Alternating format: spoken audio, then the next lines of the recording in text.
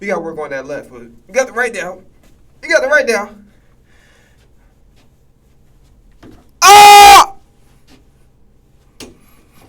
Alright. I love screaming in y'all ear. Damn! I forgot to wipe the sunscreen. Damn.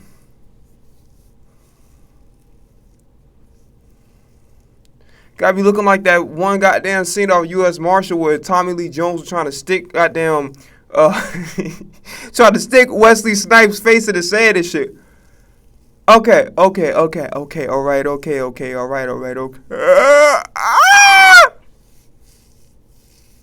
Alright. I'm a weird motherfucker and I do not care. Should've been did that shit, but whatever.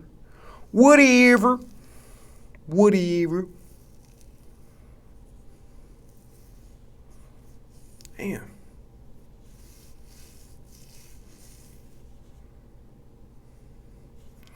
Fuck it, I'm half white anyway, it don't matter. Anyway. Welcome. So, yesterday I bullshit. I'm not gonna lie to you. So,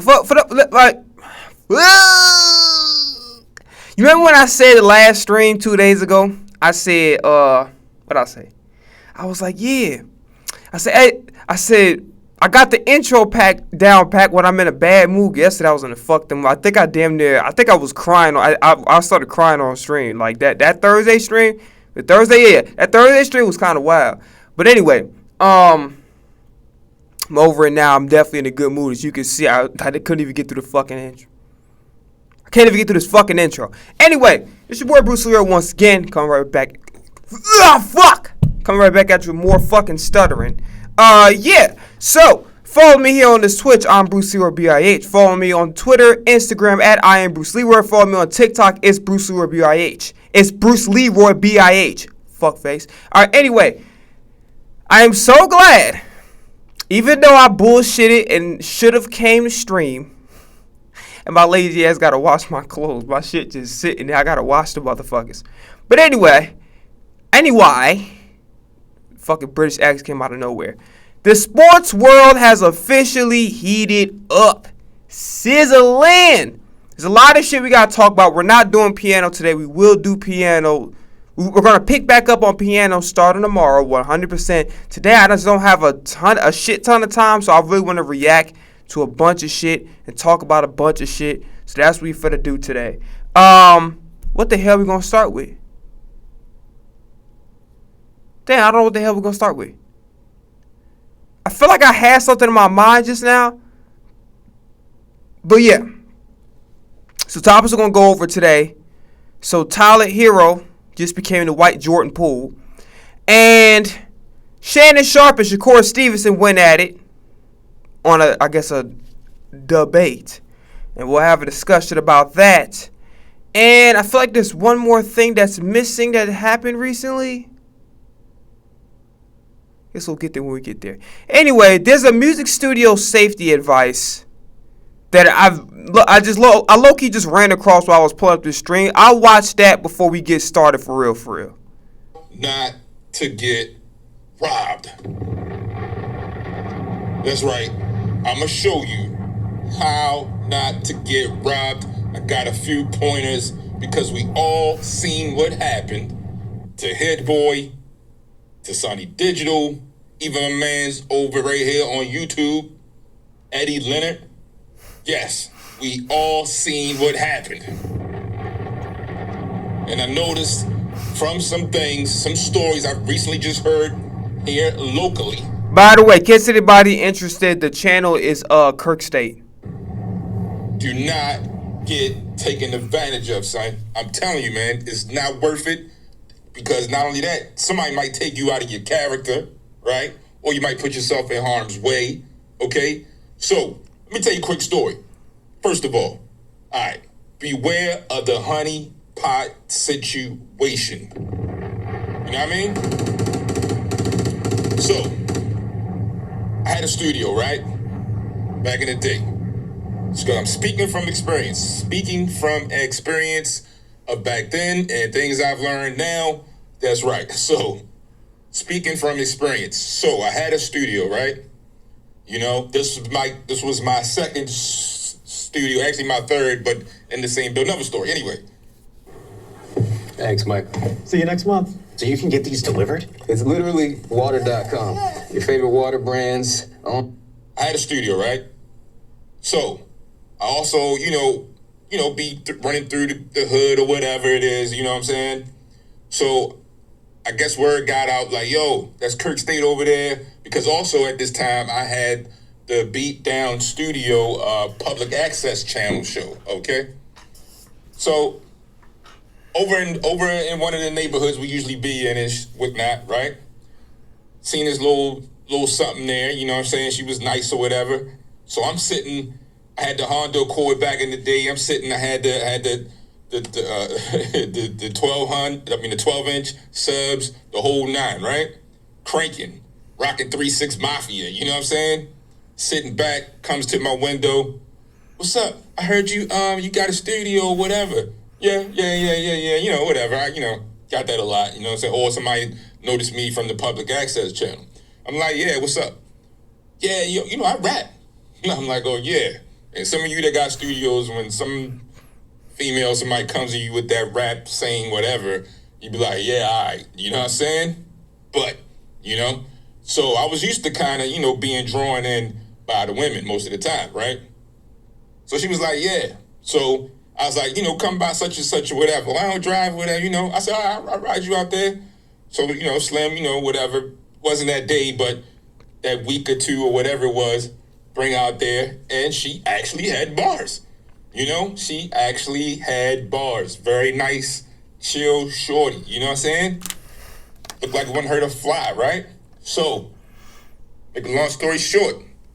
And then, making beats or whatever gets a little relaxed after a week or so. You know what I'm saying? Because some days I would, at the studio, we would be in there like 2, 3, 4, even 5 o'clock in the morning, getting busy or whatever, or just chilling, right? Because the studio had 2 rooms. You had the actual studio room, where you did the vocals, everything. He's from Baltimore. I swear to God, that accent's strong as shit. Up in the cut and all of that. And then we had a chill room with the TV. The big screen was the 27-inch back then. It wasn't no 55, 75 inches. Hey, dog, call me crazy, but sometimes I like them older TVs better. He showed like the TV, like them Magnavoxes and shit, and them Toshibas. I think Toshiba make TVs. I'm tweaking. And the Panasonic, oh my God, them bitches shit on the, like, honestly, I'm gonna keep it real, and this might be a controversial take. The TVs now, it's not necessarily it is, but it isn't. It's just like a fucking thin-ass, wide-ass screen. And it's just like, it looked like, as crazy as it sounds, because you would look at the older TVs and they'll look heavier. I'm going to keep it a bean. The shits now look like they're just an accident waiting to happen. You saw what the fuck happened to Trayvon Diggs, man. These TVs, I'll be honest, these TVs overrated. Like, buying an expensive ass TV is overrated as fuck. They break very, very easily, and it's harder to fix. It's just, I'm going to keep it a bean. Like, newer TVs are overrated. Back then, right?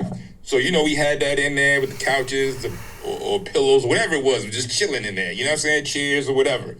Playing GTA 3. That's what time it was, right? Damn. So, got a little comfortable. So, anyway, one day, I'm riding through the hood and I always see Slim with a little crew, right? Not a threatening crew to me or anything, but just with a crew. You know what I'm saying? Only woman out there. Okay. Whatever, right? So I'm like, so one day it's late. Next thing I know, it's like, not late, it's early in the morning. Birds chirping, 6 a.m. You know what I'm saying? It was like, shorty was there, whatever. And I'm like, look, I got to get out of here. I got to go, work or whatever, right? Oh, I'm just going to chill here. No, you're not. No, you're not. Yeah, no, you're not. No. Come on, let's go. No, you're not. Let's go, right? Stop. And so then, tried that maybe, and then a few days later, it was like same situation. But I'm leaving part out. What really tipped me off, not just with just one strike, was hanging with this crew over there, right? And just chilling all day, whatever, or all night they'd be out there, whatever, doing their thing. And it was like, yeah, my homeboys rap.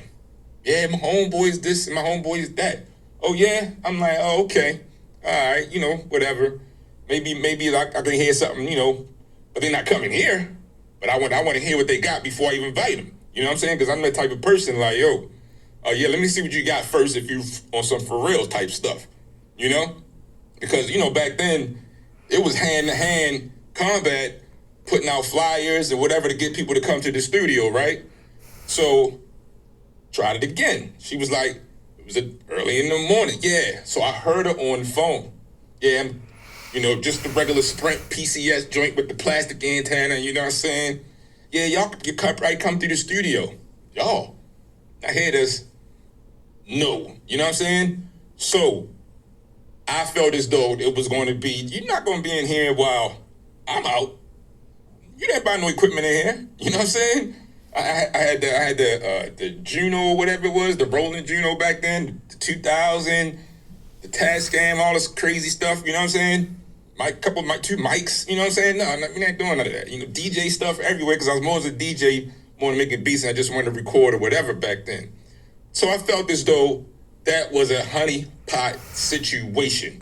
Got a little too comfortable, you know what I'm saying? Because some cats, they are very susceptible to a honeypot. And if you know what a honeypot is, look it up. I'm going to keep it a bean with you. He doesn't even need to actually define what a honeypot is. It's basically you set somebody up by putting a pretty ass girl, like, cause if you're a man, like, you know what I'm saying? And then you get suckered in, and then you get set up by some other niggas. That's pretty much what it is. I don't think he really has to define it. I think if you live life long enough, you can kind of understand context clues. Plus, he's telling the story pretty much very clear, so you can understand exactly what's going on. So for him to have to define it, I don't think he should. I think everybody, because clearly this is for a grown-up audience. This video is catered to a grown-up audience. So honestly, if you live life long enough, he shouldn't have to tell you what that is. Just keeping it a bean. Usually used in a intelligence language or whatever. They send honeypots your way to get you soft, get information, and you pillow talk. All right, so none of that, right? So, but not only that, these days in the streets we call that backdooring. All right, pause. So to get comfortable with the female, she know where you at, she drop your location, boom, your door's kicked in the back. You know what I'm saying? So number one, beware of the honeypot. All right? Taking meeting notes in 2026 is easy, even without a bot joining the call. I'm in meetings all day. Number two, man. Beware of the over-aggressive cat, okay? The over-aggressive cat, okay? This dude, the type of dude that's like, yo, gotta get in the studio, man. Gotta get in the studio, right? But the catch, there's one catch. Like, yo, even back then, you gotta have a CD, a tape, something. You've been on stage, you did something. You was at the park, something. I gotta heard or hear about something if I'm a cold and invite you over. So at this time, I didn't have the studio. It's so crazy as hell how different it was back then just hearing them talk, because it's like you kind of had to prove yourself to even step in a studio. Otherwise, because, everything was recorded by film back in the day. So you wasn't going to waste these goddamn people time and shit. You know what I'm saying? Like, it's just really crazy kind of like how everything was like, I don't know if this word makes sense in this context, but vetted. Everything was vetted, and it's just like, yeah.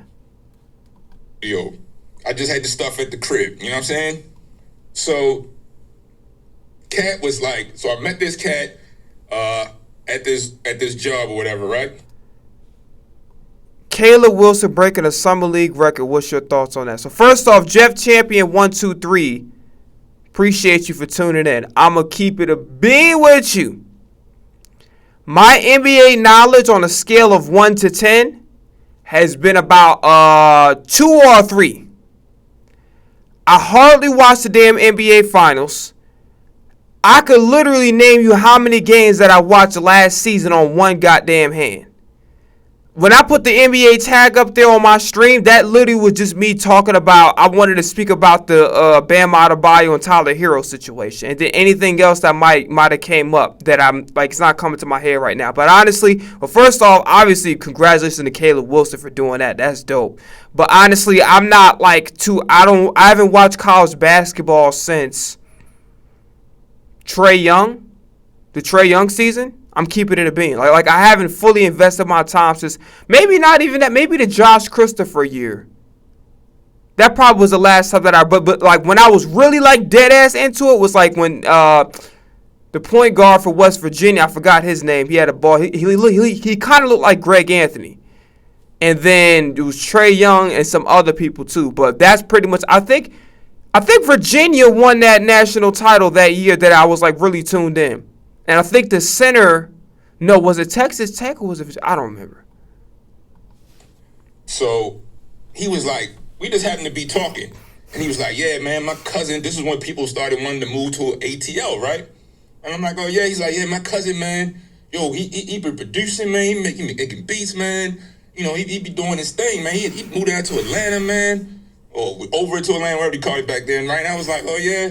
Yeah, man, I be making beats too. So me, I don't really go around telling people like, hey, yo, son, I make beats, I do music, I don't do none of that. Because I'm not the kind of person that just puts it all out there, walk into the room at the party. Hey, buddy, where do you work at? No, we don't do none of that, all right? So this cat was like, he was kind of aggressive a little bit. I could see, what I'm saying, a little bit younger than me, you know what I'm saying? So, at that time. So, he's like, yo, so he's like, yeah, he got MPC, man. He let me hold it, man. It was, yo. I said, oh, yeah. I said, dang, man, I got an MPC. I made some beats and whatever, right? I said, yo, when I see you next time, you know what I'm saying? I'm gonna let you hear the beats. So I always carried a bunch of CDs because it was those days. You would, like I say, hand-to-hand combat. You hanging out and you would hand out your beat CDs, you know what I'm saying? Go somewhere to local colleges or whatever it was, hand out your beat CDs. On the corner, at the store, at the liquor store, you handing out your beat CDs. So anyway, I got it on deck, always ready. But I've been on some stay ready, so you have to get ready for 40 years, you know what I'm saying? So, you're like, yo, ooh, this is nice. So you got the MPC, right? I said, yeah, it's, it's at the crib. I should have never said that. So, seen him again. So he's like, yo, man. He said, yo, I'm give you my number, man. I missed you, whatever, blah, blah, blah. Trade numbers and stuff. So he's hitting me up. Now, the bad part about him hitting me up was that it was always late at night. And I'm talking 11, 12, 1 a.m. type stuff. And then he was like, yo, where you at, man? I want to come out and check out the NPC. I'm like, yo, son, I might have seen you 7 times in the last 3 weeks or so. And you worry about my location? You must don't know who I am. You know what I'm saying? So I'm like, yo, and I don't have no proof of you doing anything other than these ghost stories about your cousin moving to the ATL producing, right? So then I noticed after a couple of days after that, he started talking a little slick. You know what I'm saying? Like, yo, yeah, what's up, man? Hey, I don't know you like that, Playboy. You be talking to me like that. You know what I'm saying? I want to know wild cowboy stuff. I ain't no tough guy, but yo, hey, it is what it is. You know what I'm saying? But by him being still a kind of a stranger, it still felt weird that he was pushing. I mean, pause, man. He was going hard, pause, son. You know what I'm saying? Like, yo, he started texting me. I mean, not texting me. He started kept calling because wasn't no text back then, really, right? I mean, we had the Sky pages, but his buddy, he ain't have one. I had one, but he ain't had one. But anyway, so, and I felt like, so one day it was late, right? Me and my homeboy, and so it was actually the woman I was with at the time. She heard the cat on the phone, and she was like, you need to cut him off. What do you want? I was like, you're worried about making some music or whatever. She's like, nah, he on a different type of situation right there. Cut him off, right? I'm like, yeah. You know what I'm saying? Real quick, I don't mean to cut him off. That's why it's so important to have a good woman in your life, bro. That's why it's so important. Because look at that shit. Like, literally, everything he might have thought he may have been like 50-50 on, but him having a good woman in his life that kind of saw past what he saw, maybe confirmed that 50-50 into 100.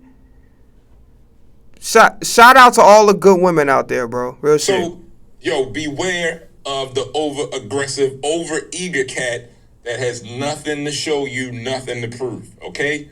You may be just trying to get your low, because maybe he does want to make beats, but he never made one with no equipment. He's going to make one with your equipment, okay? Cut him off, all right?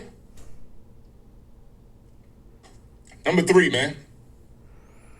Okay, you got nice talent. They're cool. They're cool, right? They came over. They paid you for your studio time a couple of times. When they came over, they had their homeboy or their girlfriend with them. Then the second time they came, they had their homeboy and his 2 cousins. And then next thing you know, those 3 cats came with 3 different broads that wasn't the girlfriends, right? Now they got 7 people in your joint and maybe only hold 15 people in there, and you don't know none of these people? Hello? Whoa. Mama Gurgan 85 Real quick, because it went on the ad, so I'm technically not really cutting them off like that. The ad is. But yeah, it's kind of crazy because, what the hell was I trying to say? There was something I wanted to say. Yeah. I don't get how motherfuckers could bring a whole entourage for me to record. When I'm recording music, I'm working.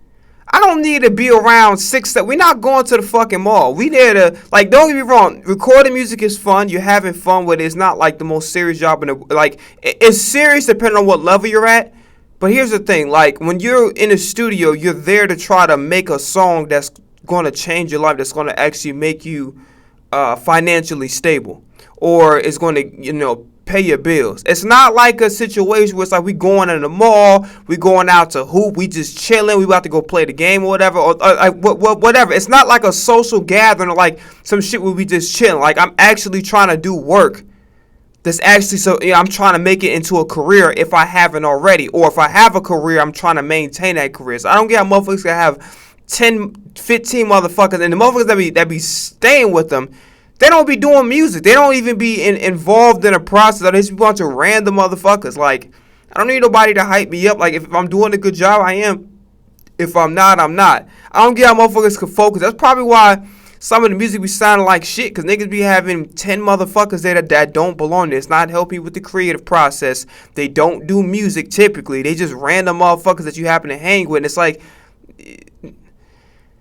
I'm not doing that. Like at the end of the day, I'm a big believer in music. Like, I'm a type of nigga where it's like, if I go into a studio, it's just me and the engineer. I don't really want nobody else there. I'm just not. Like, I have to know you for fucking years. And I have to trust you with my back. That means if somebody said that you did something, off rip, I'll be like, hell no, he didn't do it. If I'm not like that with you, I'm not taking you to the fucking studio. It's not happening. Like, yo, I'll see y'all when I get done. You know what I'm saying? Yep. Okay? I can't work like that. Never have, never will. All right? Don't bring no gang of cats to the crib. Any of you got some old school black fathers and all that and mothers, you know, don't bring nobody over that they don't know. You know what I'm saying? These days a little different, but back then you bet not bring nobody you met at the playground or the basketball court to the crib. Who is that? Get them out of here. You know what I'm saying? My dad would throw you out in a second, son. All right? So, people bringing a bunch of cats over to the studio, they ain't writing no songs. They ain't playing no melodies. They ain't giving no tips or whatever, pause, right? They're not doing none of that. They just wanted to come and hang out. Yo, let's go over your man spot with the studio, man. They on the phone, you know what I'm saying? We in there working, they telling people, yeah, we at the studio, man. Making it sound cool. Yeah, but you ain't doing nothing. You just sitting here chilling, impressing some broads. No. So, yo, beware. Yo, keep it a beam. Actually, no. I'm about to interrupt this for a stupid ass reason, but just let you know, if you missed a Thursday stream, I literally just had it uploaded. I've been having problems with my flash drive, so I couldn't upload it the same day. Of people that bring a bunch of heads around that ain't got nothing to do with it, okay? lay the law down early. You gotta put your foot down early with these type of cats. They want to bring a bunch of people, hang out. Studio time costs money. You know what I'm saying? Even 20 something years ago, I might have been charging $40 or $50 an hour, right? Which was good, okay? Because if I can make my... That's very fucking good. Especially if you got somebody who know what they're doing, that's very fucking good. Mark was there. If I could make $200, $300 a day in the room, in the studio, I was good. You know what I'm saying? Very good. You know what I'm saying? Because the rent wasn't but $500. So you could make that in a week. Everything else was profit. You see what I'm saying? So even those type of times... So now you got to really keep your head on the swivel because they bringing all these people over, wasting your time. You might have paid for 2 hours, but they're there hanging around for 4 hours. All right, let me check. Let's say you make $300 a day. $300 a day, $2,100 in a week, roughly, because people going to record on Sunday. That is actually good money. 20. You know, we'll take the lower end, 200, 1,400. That's good money today. Niggas not even making that, like, now. That's like, it's $1,400 a week. Like, let's just say we're on the lower end. It's 200, right? 200, 7 days a week, because motherfuckers going to record on Sunday, especially when during the work week they're busy, especially on Saturday. So, you get $1,400 a day, and that's on the low end. And you're definitely going to need more than just 2 hours to record. Especially if you're doing everything, to mix and master, and et cetera, et cetera. $50 a day, $40 a day, no, $40 an hour, right? They make it $200 a day, $1,400.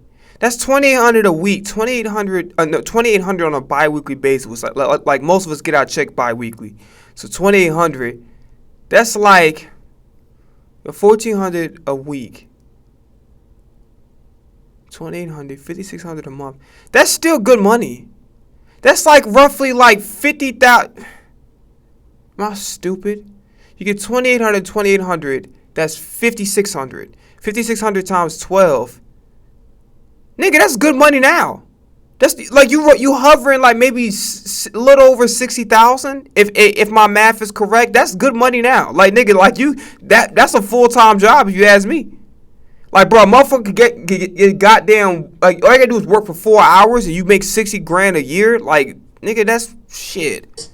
And if you live by yourself with no kids, shit, that's good money now. Niggas not even doing that. I ain't even doing it. I'm keeping it to be. I got stuff to do. I love to have that money. Work motherfucking like 4 or 5 hours a day, and then maybe on the higher end, maybe 10 to 12. Nigga, I wouldn't give a fuck. I'd be chilling. Or I want to be creative myself, have some time in here, because I'm not in the studio 24 hours a day, right? I'm raising my son, you know what I'm saying? All these other things are going on. Oh, you had a child, okay. Beware of those people that want to bring the whole crew. That's still good money regardless. They want to bring the whole gang, you know what I mean? No, we're not doing none of that. If it ain't your mother, your father, or your sister, or somebody that's in the group that's actually contributing, okay. But people hanging out, no. If anybody gonna bring somebody hanging out, it's gonna be me. Okay? It's going to be me. I'm bringing the people to hang out. You know what I'm saying? We ain't having none of that, son. Are you even listening? What? Real quick, and I know this is going to sound like kind of fucking weird. You could be like, damn, like how the hell you going to tell somebody who to bring and who not to? Good point. But here's the thing. I went to a studio before where they brought somebody else.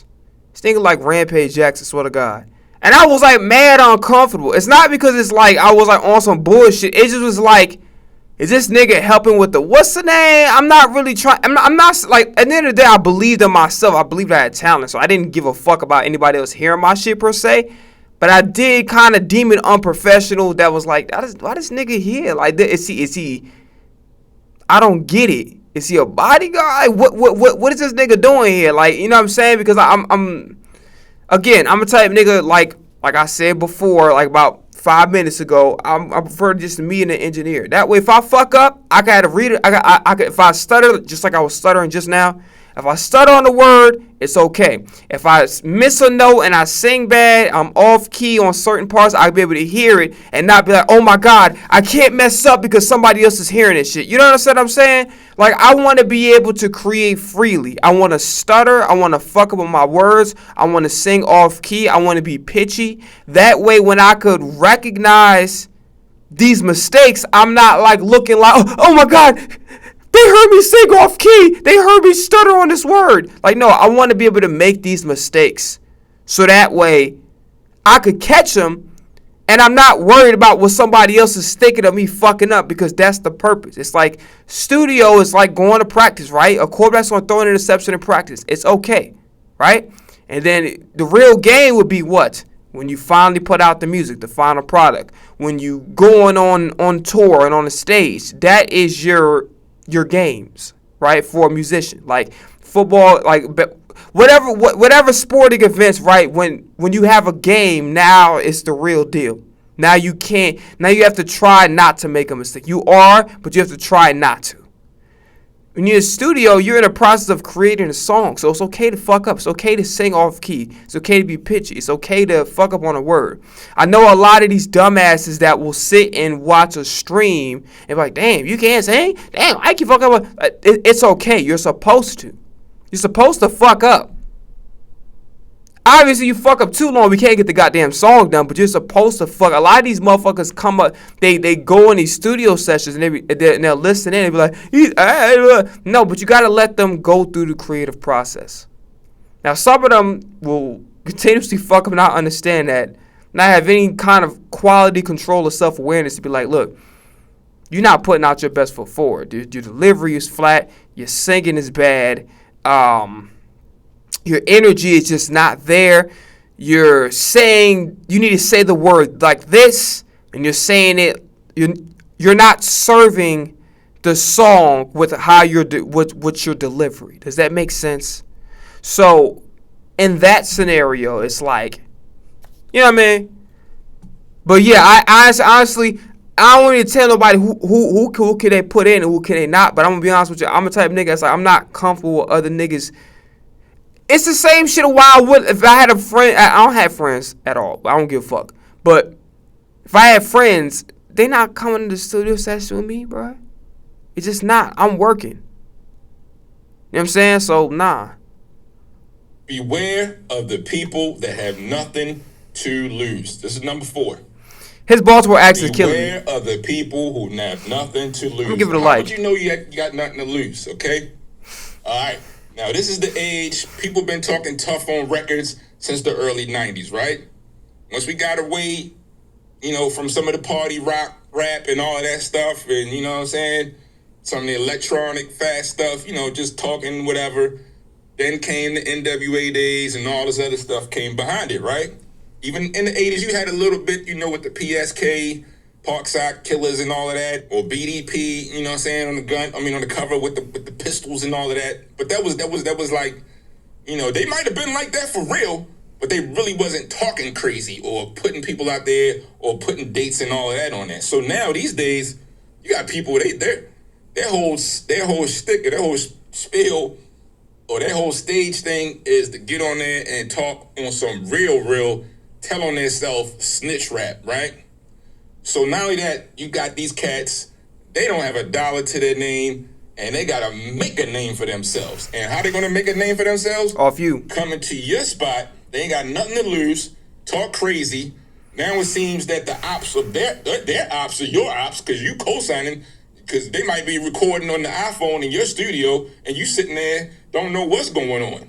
They throwing the signs up, you know what I'm saying? You don't know. They talking a different language, basically. You don't know what they're talking about, this street and this side and that side. You don't know. So these cats have nothing to lose. So beware of the cats that have nothing to lose. Like in the streets, you got some cats, they walk around all day with no shirt on, look with a chip on the shoulder, right? Or that's just the type of person they are. The only thing they had today to eat was a bowl of cereal. And you look like an easy mark. Because you got all these things you was blessed with, this equipment, even if it cost you $3,000, maybe you got a PC or a MacBook or whatever, and a MIDI keyboard, that's a whole week meal to them. Okay, a whole week meal. Yo, son, you don't want to be on the plate. Okay, so what I would do if I was you, I would stay away from the cats got nothing to lose. How can you tell they ain't got nothing to lose? Because if they're talking all that crazy stuff in their songs, and you say, well, all right, yo, give me 150 for 1 hour or 2 hours. Oh, man. Come on, man, you gotta do something, man. And you talking crazy, and the gestures, no. I tell you what, let me think about it. And then guess what? It's gonna be a long thought because you'll never hit the end of that one, okay? So, yo, beware the cats have nothing to lose. Not only will they break into your stuff, they may get you into something that you ain't got nothing to do with, all right? And trust me, you don't want to be there, all right? So, yeah, man, just some quick tips. Yo, son, keep your head on the swivel. Stay away from the honeypots. Stay away from the people that running the whole crew around you. Yo, stay away with the people that have nothing to lose. Stay away from the overly aggressive, overly eager cats. Because you will find yourself somewhere or in a situation you may have to defend yourself. And, you know, I don't wake up every day thinking I want to hurt somebody. No, you don't do that. But you got a level head. You got this far. You got blessed with this talent. And you don't want to lose it over some clowns. All right? Don't be. So shout out to Kirk State, man. Great video. 100% great video. And this shit only got 1.3 thousand views. That's why viewer count don't mean shit. It really don't. Like, this is actually a good video from beginning to end. Shout out to Kirk State, man. Did Jay-Z cut his hair? There's another freestyle. Okay, so we mixed the double. We missed the double XL. What's the name? So we're gonna look at that right now.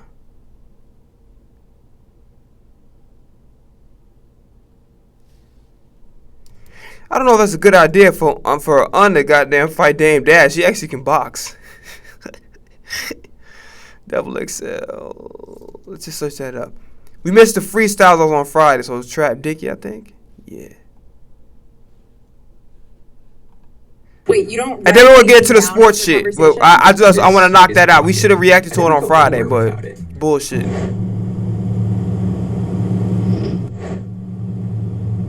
Change the game for the. Hey, real quick, I don't mean to cut them off. I'm gonna restart it so y'all can hear it. But what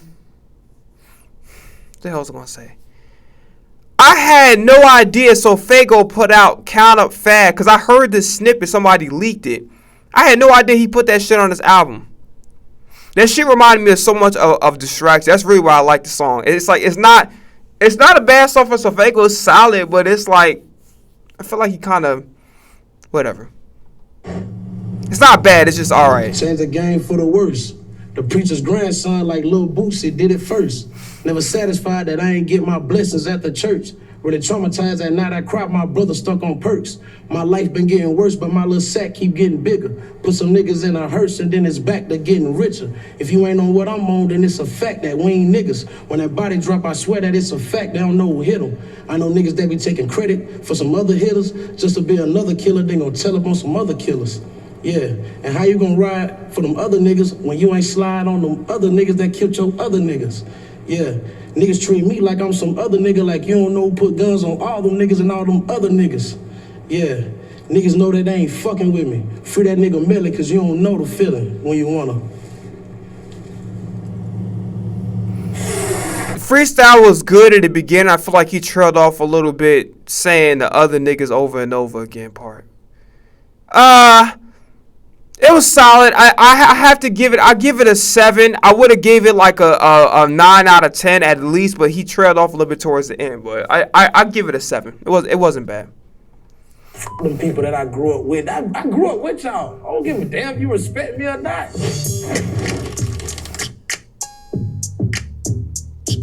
It's your boy Trap Dickie, and I'm finna keep it a buck with you. Rap myth. You can take a rapper out the streets, but you can't take the streets out the rapper.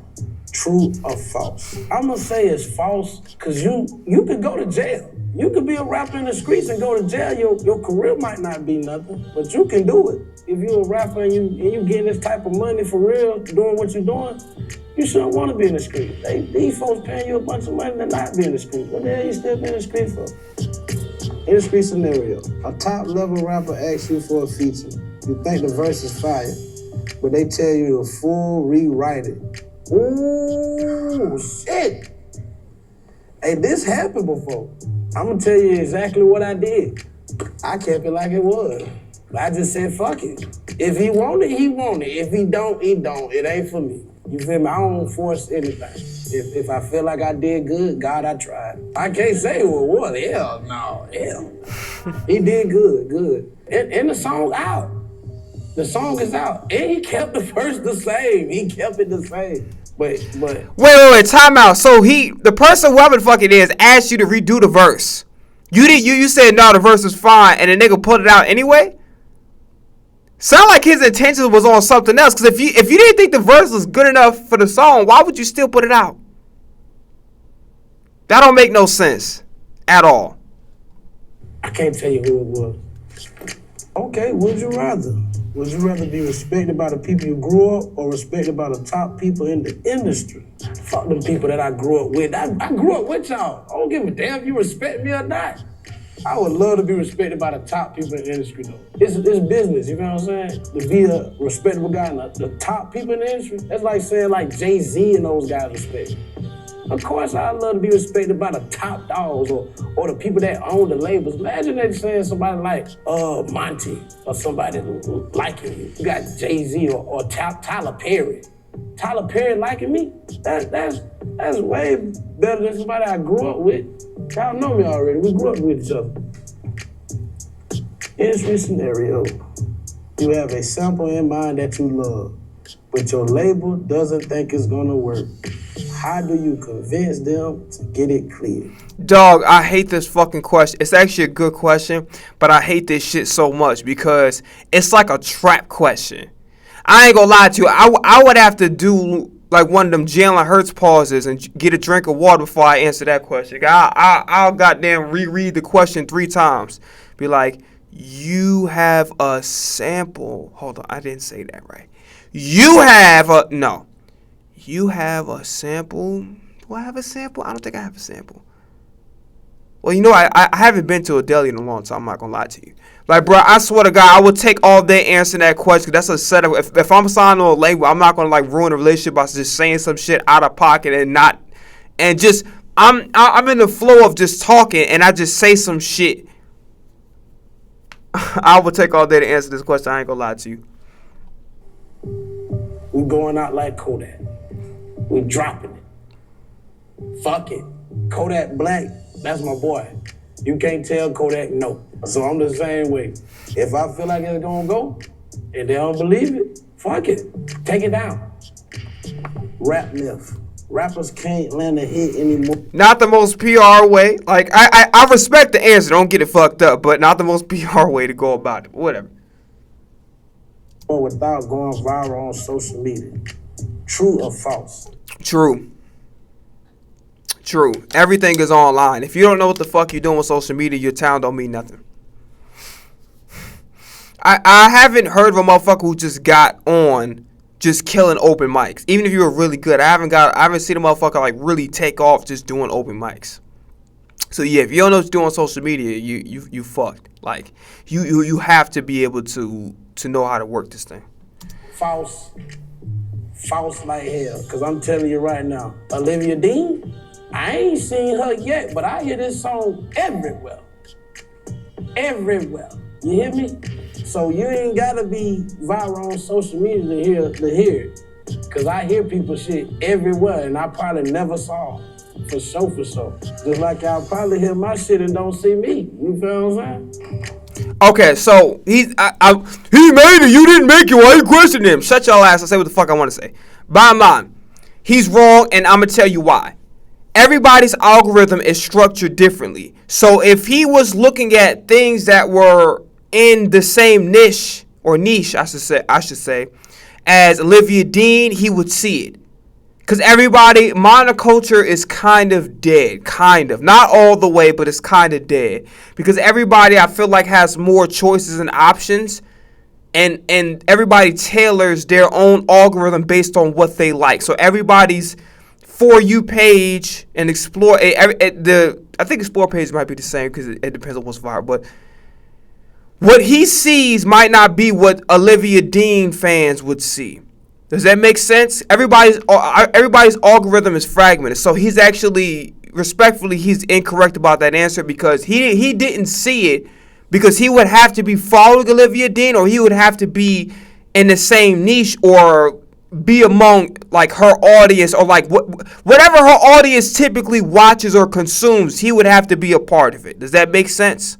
So it's a good chance she did win viral. He just didn't see it because his algorithm isn't tailored to whatever Olivia Dean fans are tailored to. Does that make sense? Industry scenario. An absolute hip-hop legend asks you to listen to their new single. You think it's a terrible song. Do you keep it a buck or you tell them it's a hit? Oh, I'm doing disclaimers right off motherfucking rip. You tell me to listen to your song, you ask me how it is. I'm like, yo, listen, I'm going to tell you right now. If it's bad, I'm going to say it. If it's good, I'm going to say it. I'm like, you know what? I say, yo, do you want my honest opinion? I said, I'm not going to lie to you. If it's good, it's good. If it's not good, I'm going to tell you it's not good. I have to make the disclaimer because niggas be so much in their feelings. And it's like we all are, as an artist, I'm sensitive. I'm very fucking sensitive about my art. A lot of us are. Like, a lot of us really would have a problem you criticizing our art because this is like our self-expression. This is like we thought of this. This came from our heart. So we have an emotional attachment to it. So I get why we're sensitive about it. But if you are making legitimate points and you're giving me constructive criticism, because I ain't gonna lie to you, I've been on some end where it's like niggas was really just was OD. And it's just like, bro, in person, bro, I ain't gonna lie to you, bro. I might have to come see you. Because it's just like, it's just, constructive criticism is good. When you start going above constructive criticism, that's when I'm going to have an issue with you. Because I'm a type of nigga, like, I want to be great. I want to be an all-time great. So I don't have a problem with being criticized. I don't have a problem with saying, like, you know what? I like what you did there, but this right here, this part right here, like, when you break it down and you nerd out with music for me and I see it, and you breaking it down and you taking time to point out specifics within my work or how I could do better, that means you care. Even if it's not something I particularly want to hear, that means you care. But it's all about the approach. If you just fucking just running your mouth, just talking shit and just talking, I don't like it. I don't like it. Bitch, I don't like you neither. Fuck, nigga. Like, I don't, like, who you talking to? This shit is terrible.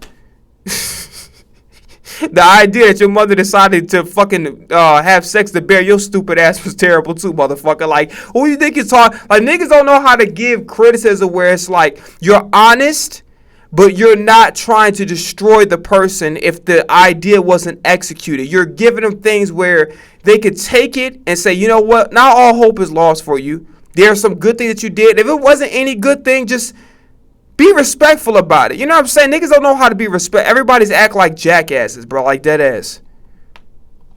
This show called Keep It a Buck, and I'm gonna tell them it's a hit.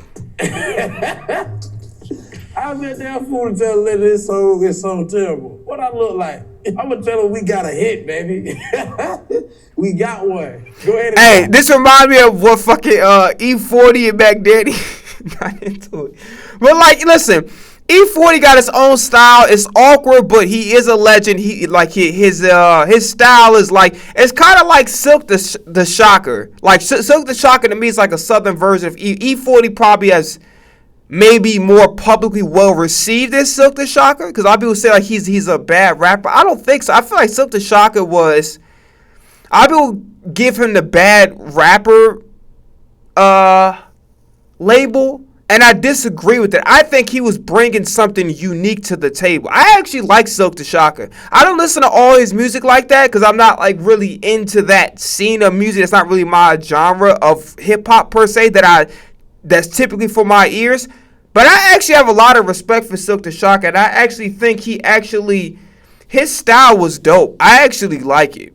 It's offbeat, but it's not offbeat to the point where it's like, it's kind of like G Herbo. G Herbo is slightly offbeat, but it's not like, oh, turn this shit, all this shit is horrible. It's like, it makes the person unique. It gives the person their identity. Does that make sense? And that's how I felt with Silk the Shocker. That's how I feel about G Herbo. It's like there's like even Drake to an extent. He can't keep time. You can tell by how he rap. But that's what makes them unique. That's actually what makes them good in a way. It's like that's what separates them from everybody else. Their delivery. They're not perfectly in textbook, but that's what gives them their identity. That's what makes them special in a way. You know what I'm saying? Go ahead and drop it, my nigga. Let's go, let's get it. You got a guest verse for one of your favorites, but they use it to diss another. Let me finish it. You got a guest verse for one of your favorites, but they use it to diss another rapper you respect. Do you release the record or not? I done been in this situation too. Drop it. That's all, folks. That's all you got. I can't tell you why. Just drop it. Stay out the way. It's your boy Trap Diggy. I just kept it a buck. That was cool. I ain't gonna lie. All right, so we got some beef in these streets. So pause that. But anyway, moving forward. Sound like Juicy J in this bitch. Anyway. I would play the JC freestyle, but I'm definitely getting fucking flagged 100%. What the hell am I looking for? Oh, damn, Ben Whittaker back fighting? That's dope. Rappers get caught lying.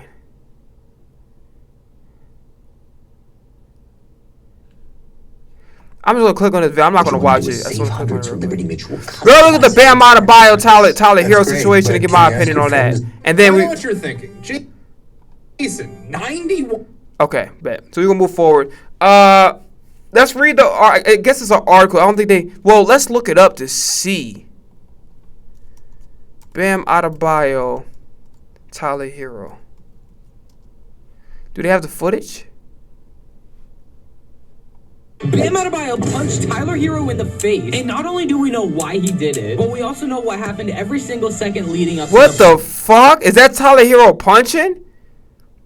Nigga, you need security 24/7, bro. Thank God you playing in the NBA and make millions. The Fuck. official report is Bam Adebayo and Tyler Hero got into a physical altercation in Las Vegas on Friday in which Adebayo struck Hero. And you could actually see a mark underneath Tyler Hero's eye. Ooh! The Bucks Heat Summer League game. And Shams officially announced that there was a Nigga, I ain't gonna lie to you. If bruh, I would've wore glasses on that. Hell nah, bruh. strike to the face area. And this is what happened every single second leading up to the moment Bam Adebayo punched Tyler Hero. The incident took place at a gym inside the resort's World Casino in front of Hero's AAU team. Bam Adebayo walked onto the courts and Tyler Hero said something to him. We don't know what was said. Adebayo proceeded to walk over to Tyler Hero and without hesitation punch him. Tyler Hero's AAU coach confronted Bam Adebayo and Tyler Hero yelled at his former teammate while being escorted out by security personnel. Both players left the scene on their own, and Tyler Hero appeared to have a small mark under his left eye during the interview, which occurred shortly before the news of the altercation with Adebayo emerged. Bam Adebayo. There was comments that he made.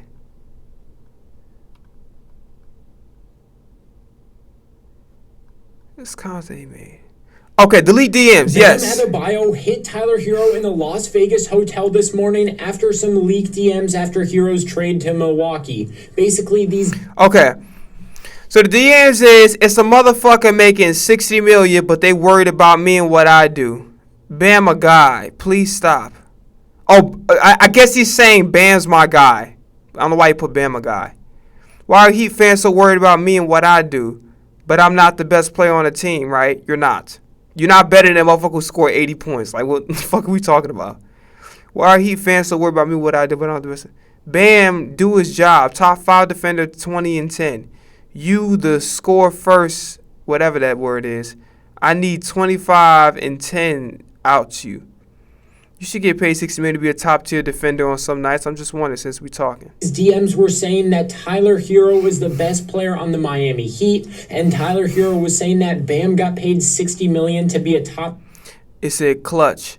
Buddy, if I'm healthy, they can't see me. Word to my mother, if I'm healthy, I'm the one who needs help. Who did Cleveland prioritize taking away in the playoffs? Who did Boston prioritize taking away when Jimmy got hurt and we was the 8th seed?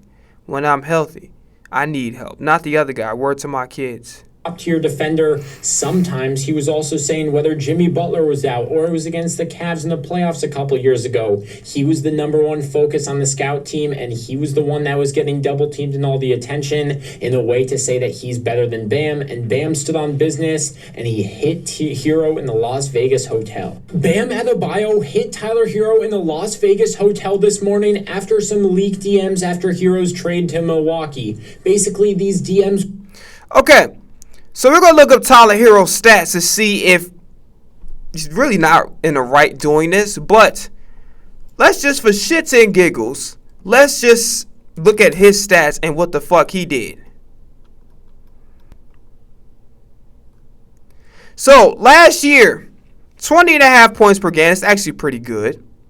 Last year was 22, so he kind of dropped off a little bit, but it's still good. 40% from the field. That's not bad. 37% from 3, damn near 38. That's pretty good. 91, he really made his free throws. That's good. 4.8, roughly 5 rebounds. Not bad. 4 assists. Not too much on the defense. Let's see Bam Adebayo. Just want to know where this is coming from. 20 points per game, so they're roughly about the same. You too goddamn big to be shooting 44% from the floor, dog. I ain't gonna lie to you. 31% from 3. That's not... For a big man, that's not terrible, but it could look a little better. 77, damn near 78. That's not bad. Got 10 boards. I'm not gonna lie. Y'all niggas is about the same. Y'all niggas about the same. I'm keeping it in the bed. Y'all about the same. No big man should be shooting 44% from the fucking floor. I'm so sorry. We gotta clean that shit up. I'm not gonna lie. If I'm Eric Spoelstra, I don't know what the fuck you doing. I don't know if you goddamn just drinking pina coladas in the office from up top in the VIP section watching these niggas practice. But you need to get on Bam Adebayo ass. Because 44% from the floor as a big man is not okay. Even 48.5, I'm kind of looking at you sideways, but it's all right. You know what I mean? Especially if you're shooting 35% from the 3, yeah. But honestly, we're gonna need to fix that. They're about the same. He does more on the defensive end though. Okay, number 1. What are my thoughts on this situation? Tyler Hero's 100% in the wrong. You're talking shit about your former teammate, and here's the thing: if you had all of these feelings, why wasn't you man enough to come up to him and say it to his face? Why go in the DM and talk shit about him? To be honest with you, I'm not going to advocate for violence, but is Bam Adebayo all the way wrong? Not in my opinion. Not in my opinion. I'm going to be on Tyler Hero. Number 1, you talking like you motherfucking Shea Gilgeous-Alexander, like you goddamn Luka Doncic. No, you're not. You are a role player at best who can give you a solid... Your numbers don't look too bad. They look solid. But you're a role player, dog. You're not... Are you a number 2 on the team? Let's look at Austin Reeves' number, just for shits and giggles. They say he was supposed to be number 2 for... So last year, 20... Dang, he hooping like a motherfucker. He got better stats than you. That's a number 2 right there. 23 points a game, 49% from the field, 36 from 3, 87 for the... These numbers is good. And he's good on defensive end? What? What are we talking about? Come on, dog. Come on. Now, if this nigga says something, I ain't gonna lie to you. I might have to turn the other way. But I'm gonna keep it a bean.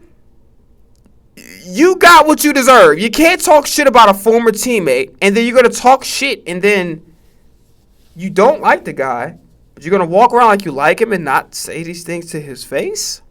But you're gonna leak it in a DM, and I don't know who the fuck leaked these DMs.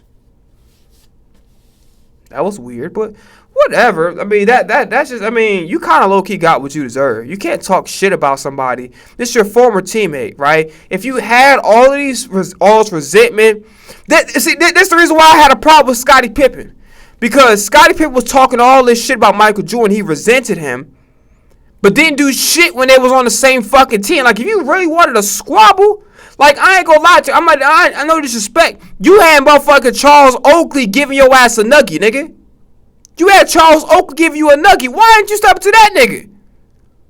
That nigga was up there like giving you the motherfucking Michael Clark Duncan Roscoe Jenkins special, nigga. What the fuck? Like, nigga was giving you nuggies, boy. So my problem with Pippen is you want to talk shit about number one. Pippen is not a number one option. Okay? He's not. Very good player. Hall of Famer. Well deserved. He's not a number one option. And we seen that when Jordan went to go play baseball.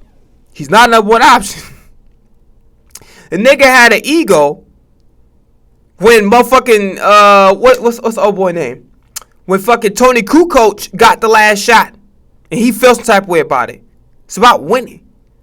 You're never, even if you had your own team, you would be the number one option. Now, would I say Jordan would have won those championships without you? No. But that doesn't mean that you were the best player on the Bulls. Michael Jordan is the greatest basketball player of all time. You're not anywhere near that. You're not even a top 10 player of all time. You're maybe top 20, 25. I could argue for that, but you're not a top 10 player of all time. You're not a top 5 player. You're not. And you were not the best player on that goddamn team. Sorry, but not sorry. But yeah, I don't feel sorry for Tyler Hero. You can't talk shit about somebody, and then if you don't like the nigga like that, go tell him to, man, I don't like your ass. And then whatever's going to happen after that, but you can't talk shit. You can't talk crazy. Especially, shout out to academics, but I seen this nigga. Hopefully he goddamn worked on his hands. But I see goddamn academics put on the fucking gloves. Tyler Hero, you can't talk shit when you goddamn. It reminded me of that Blake Man scene. He was like, slap me around and call me Susan. He said, I warned you, Susan. Nah, nigga, with hairs like that, dog, you can't talk shit about nobody. You got to be the quiet nigga. You got to be Tim Duncan around this motherfucker. You got to be Marvin Harris around this bitch, man. Hell nah. You got to be Barry Sanders. Ball go out of bounds, hand that shit right back to the ref, dog. Ain't no fucking way. Like, you just gotta be self-aware. If your hands ain't really like, you know what I'm saying? You gotta, nigga, you gotta chill out with the talking shit, bro. I don't know why niggas like to talk shit in their hands. Like, I'm not saying, I ain't definitely toughest nigga. You know what I'm saying? But I don't know why niggas can't fight and then talk the most shit. It's just weird. Like, nigga, if I'm be controversial, even if I lose, and it's okay to lose. I know the internet gonna say that it's okay to lose. Because the niggas out on the internet talking shit, they get their ass beat too. You know what I'm saying? So you don't, as a man, you don't always come out on top. You know, everybody can get robbed, anybody can get in a bad situation. So ain't nobody excluded from anything. But what I will like I'm not excluded. I'm not a tough guy. Don't care to be. Tough guys end up in two places, and I don't want to be a part of any of that. You know what I'm saying? A grave site and a motherfucking jail cell. I'm not interested. But what I will say is, nigga, if you're gonna be controversial, you're gonna talk shit. At least know how to. See, this is what I love about 50 Cent. You ain't gonna worry about 50. Nigga, 50 Cent is a real street dude. And he damn near was like a Golden Gloves boxer. Like, you're not fucking with him. You know what I'm saying? So he talked the shit. He can back it up. A lot of these niggas, they be sitting up there. And I'm not saying you got to be as tough as 50 Cent. But you got to have a little bit of like, yo, nigga, I'm willing to stand on business in person. Even Charles White, I respect. You know, he pull out the mace. And it's like, I ain't weak. Nah, leave that nigga alone. I can't get mad at him pulling out the mace. Stop fucking with him. Let him talk his shit, just ignore him. You can't, you're not gonna win. You're a threat to his safety, so he can do what the fuck he wants to you. Cause you're out in the street. It's not like it's a sanctioned bout where you're boxing. You're out on the street. So if you bother him, he spray your ass with that fucking mace. I'm not mad at Charleston White. It's really your dumb ass. Keep it in the bean. Leave the nigga alone. If you want to talk to him about it, talk to him about it. If not, just ignore him. Because your chances are you're not going to be funnier than him on the internet. You're not going to be funnier than him on a back and forth. You feel what I'm saying? All right, so Shannon Sharpe and Shakur Stevenson had a conversation. And we're about to look at that right now. By the way, quick thing, and no disrespect to YB. But why goddamn he beefing with every motherfucking body all the time? So sometimes I be thinking that he just fucking picking on people. Because it's like, yes, I know the industry can be like two-faced. I get it. A lot of niggas be on fake shit. I get it. Yes, he was blackballed 100%. But my nigga, you just gotta understand that, like, whether we like it or not, everything in this world and opportunities are built upon relationships. Niggas don't care about what you can do. Young boy is the king of YouTube. Let's not get it fucked up. He's the king of YouTube. When it comes to he's probably the most, honestly, I think the only person that could fuck with him when it comes to YouTube and music is Michael Jackson. If Michael Jackson was alive, that nigga would fucking break you. Like, YouTube, what their headquarters would have the fucking, they power grids be shut down. That's the only nigga I could genuinely say could fuck with Young Boy on YouTube would be Young Boy if he's still, not Young Boy, Michael Jackson if he was still alive. Nobody's fucking with, like, YB is the GOAT. And I praise YB because he was so ahead of his time. Because a lot of niggas be like, oh, I need the most expensive video if I don't have this amount so this video can look like this. He said, nigga, what? He said, yo, we at the crib. Film it at the crib. We outside on top of a fucking rooftop. Film that shit on the roof. You know what I'm saying? And one thing about Young Boy, and I said it before and I'll say it again, and why he was so ahead of his time and what makes him so great was that he understood that we were entering a visual world. Even before TikTok really started booming, whatever, he understood the power of visuals to the point where he said, yo, fuck releasing the shit on DSPs. Let's release the video on, let's make sure that music video is ready to go. Put that shit out on YouTube, and then put the audio version out. And he was so ahead of his time when it came to that. And that's why his fans fuck with him consistently, because he understood the world that we're now in today. Before it even really popped off like that. He understood the power of visuals and how people, because genuinely, I ain't gonna lie to you. Music videos, maybe not as much anymore, because like TikTok is like you're doing like shooting like 30 to 60 second music videos anyway. But music videos, especially back then, is really sometimes more important. It's almost impossible. The Box was one of them. The Box song by Roddy Ricch. It's very rare that you just hear some shit and it's like there's no visual video and that shit'll pop off. Me personally, I don't really give a fuck like that. It's like the audio. The audio's good. I don't really care about nothing else, but my opinion is not representative of the entire world. But anyway, moving forward, but yeah, honestly, what Young Boy gotta understand is, and somebody on this team, whatever, need to have a conversation with him. The industry and every single, it don't matter where you're at, 9 to 5 world, corporate world, that's kind of in the corporate world in a sense. Everything is built upon relationships. Niggas don't give a fuck about what you're good at. If you're good, that's great. Niggas care about how you make them feel. And every time you go in the room and you make somebody feel a certain way, and I'm not saying that because Young Boy seem like he come off to me like he's a good guy. But what I will say is niggas don't really care about talent. Niggas care about how you make them feel when your presence is in the room. And if you make people feel like stay away, you know what I mean? Like, eventually, niggas gonna fuck with you when you up, and that's kind of what was happening to Young Boy, and I feel like that he kind of carries some resentment, understandably so. Because, like, wait a minute, you motherfuckers was quiet as hell when niggas was blackballing me, and some of you guys participated in that, too. But then now you want to fuck with me when I'm up, and then now you want to put your arms around me, now you want to do a song with me. Like, nigga, where the fuck was you at when I was goddamn, you know what I'm saying? You know what I'm saying?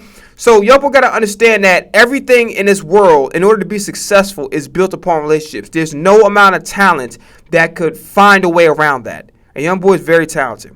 Very talented. And he's definitely earned his fame 100%. He's not overrated whatsoever. But you have to understand that in this world, in order to be successful, having good relationships with people is not necessarily selling out. You're trying to do what you gotta do to survive. Sometimes you see some fuckery, it's like, damn. Sometimes it's good to say something, to call that shit out. Sometimes it's good, like, you know what? I just know for the future to stay away from that person, but I don't need to call that person out. I don't need to respond to that negative energy with negative energy. Does that make sense? Sometimes my best response is no response. You feel what I'm saying? And I think from that perspective, people don't understand the power of silence. You know what I mean? Like, silence is genuinely powerful. Silence sometimes is better than no response. Because silence is unpredictability. Silence is scary in some respects. damn, I went all out. I'm like, for example, let's say we're on the street. I get into an altercation with somebody. I'm going back and forth. What we do, man? Fuck you. You know what I mean? And guess what? You silent the whole time. You're calm. I told y'all about a fight I almost had when I was working at a restaurant one time, and the nigga was calm as fuck, grown ass man, way older than me, some Janet Reno looking dude, calm in the motherfucker. I'm with that woo woo. Nigga was drunk, he was calm as hell. I ain't gonna lie, that shit scared. I'm gonna be a man to say it. That shit scared the shit out of me. I knew for a fact. I'm like, something tell me I shouldn't fight this nigga. Even though I want to, and I'm in my mode, like something told me back in my head, you gotta leave this nigga alone. Cause this nigga too fucking calm.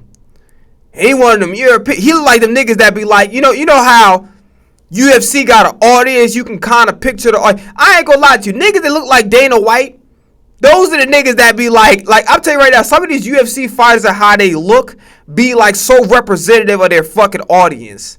And it's like, you can look at a nigga like that, like, this nigga like he fucking like, binge watches UFC fight. Nigga pay for all pay-per-view fights and all that. Like, do I really want to fight this nigga? I'm keeping it big. I'm kind of scared. Like, number one, I ain't no bitch. If I gotta defend myself, I'm gonna do what I gotta do. I ain't no tough guy, but I ain't no pussy. You know what I'm saying? But in the same breath, sometimes you just gotta be self-aware. Like, you know what? This nigga is too fucking calm. And it's like some niggas be like they faking it, but it's like when a nigga be that calm, dog.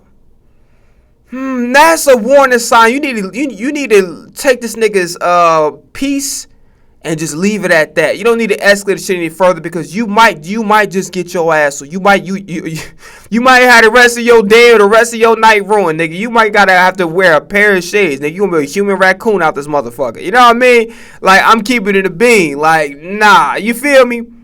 Like. Alright, so moving forward with that. But yeah, just rounding it out, man. You cannot get and I think there was a skit Dave Chappelle when he said when keeping it real goes wrong. And that skit, as funny as hell as it was so real. And it taught you a lesson. You don't have to respond to every single thing that happens to you. Sometimes it's good to look at the bigger picture. The bigger picture is I got an opportunity.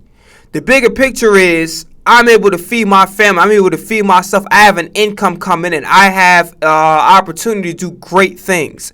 So I can let the little shit pass me. And some niggas be online, or maybe somebody from the outside looking, they be like, man, you a punk. Why'd you allow that to happen? It's not because I was a bitch. I need a goddamn, I enjoy my freedom. The fuck? I enjoy being able to do what I do and be able to make a living off what I do. I don't want to be locked up in a fucking cage. I don't want a nigga playing in my fucking ass, pause, trying to search up for I don't want that.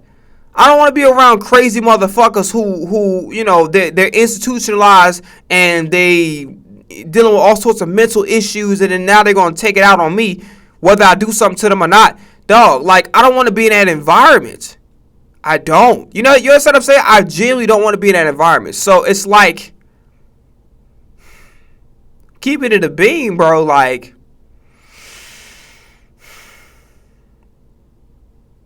everything in this life is built upon relationship. There's no going around it. If you don't have good relationships with people, your chances for success is slim to none, regardless of your talent. And that's what happened with Dame Dash. Dame Dash is highly fucking intelligent. That guy is damn near brilliant. I feel like he is brilliant in some ways.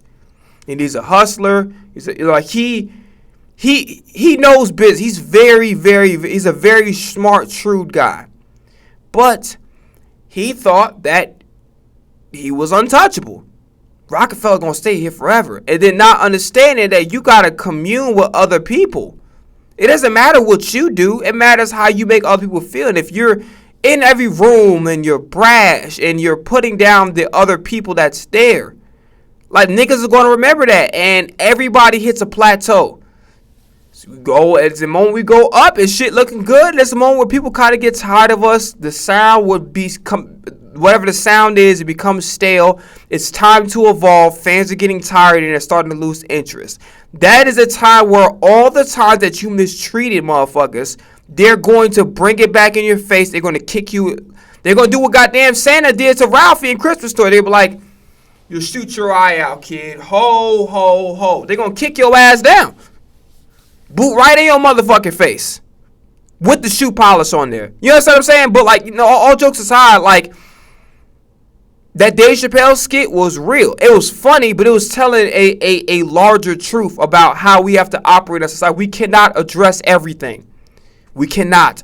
We cannot give every negative thing that happened to us our attention, and we don't have to respond to every negative thing that happens to us by somebody. Sometimes no response is the best response. You understand what I'm saying? Because it will get your ass in trouble. And it showed multiple scenarios in that skit. I think it was in season 1 where that's applicable. You feel what I'm saying? So that's all I gotta say about that. I could be. It might be season 2, not season 1, but whatever. My point still stands regardless. All right, Shannon Sharp, Shakur Stevenson. We'll look at that right now. Refresh the everyday with Mentos Gum. Yes to fresh. At IHG Hotels and Resorts, you can explore the neighborhood or live like a local. Unplug for the day or plunge into a long weekend. With IHG's 21 hotel brands, you can guest how you guest. Hey guys, it's your favorite Unk here. Go ahead and click that subscribe button below so you don't miss a single episode. I thought Shannon was going to keep the beard low key and he decided not to, but whatever. It's his face. I don't give a fuck. Episode of Nightcap. That button right here. Come for the sports, stay for the stories. We got a very special guest joining us tonight. Here he is. Comes off a dominant, unanimous decision victory over Teofimo Lopez in the super lightweight title fight sold out Madison Square Garden in January. Earned him a world championship in his 4th weight class, further cemented his place among boxing, pound-for-pound elite. Here he is, Shakur Stevenson. Shakur, how you doing, bro? I'm not watching this whole thing. I'm just going to watch like maybe 30 to 45 minutes, and after that, that's it. You muted. You muted. You hear me? Yeah. We got you. How you doing, bro? Good. What up? Give us the good news. What transpired? So, it's reported that you're joining Zuffa Boxing. Explain to our people in the chat and our listeners and our viewers what Zuffa, what is that, and what's your role in it now? Zuffa is a company that's ran by Dana White and Nick Khan. Nick Khan does the WWE, but he's now with Zuffa, and Dana White is with UFC, but he's now entering boxing too. So it's an amazing company. I mean, I'm the leader of the company. I'm the next, the biggest name with the company, and now that I'm here, it's like shit. They got the best of the best with them. So shit, it's all good now. What was your decision? What went in your decision? Because, like you said, it is a new company, and here you are. You got a championship in 4 different weight classes. Like you said, you are the. But now that we here, I could sit here and tell y'all, I told y'all so. But other than that, also, I want the big fights, and they got a big vision for me. And their big vision was put me in the ring with the big guys like the Devin Haney's, the Gervonta Tank Davis, and that's the shit that I live for. That's the shit that I'm in boxing for, and I can't wait to show my worth. He got there thinking about all the ad revenue he about to lose because YouTube be chirping about the curse. He be like, oh, shit. Oh, fuck. That was one time. Shut. Hey, remember that time he had a girl in the background? He was like, the very few times he cursed, he said, shut the fuck up. He's like, what you was saying? That shit was a classic on my soul. And listen, I'm glad you said that. I'm glad you called out 2 names, obviously Tank Davis, Devin Haney. But the problem is, and one for me being a boxing purist and loving the sport, loving you is one of my favorite fighters, and being able to watch now that I know exactly what I'm watching, being able to critique and analyze you round by round. What is so difficult about making these fights happen? Why is it so difficult for obviously we know Tank is having his issues, but Devin Haney, I see you and him sometime go back and forth on X. Most of the time, why is it so difficult? Is there too many moving parts? Is the money right? Is the money not right?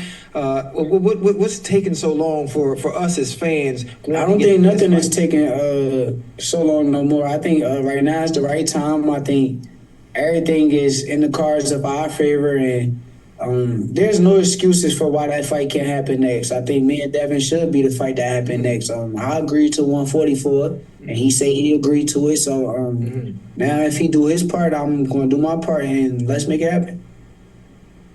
Why the catch weight though, Shakur? Why the catch weight? Why? I ain't finna lie to you. He dodged the shit out of that question. He basically saying there's no excuse. Clearly there's an excuse. Because then you added he has to do his part.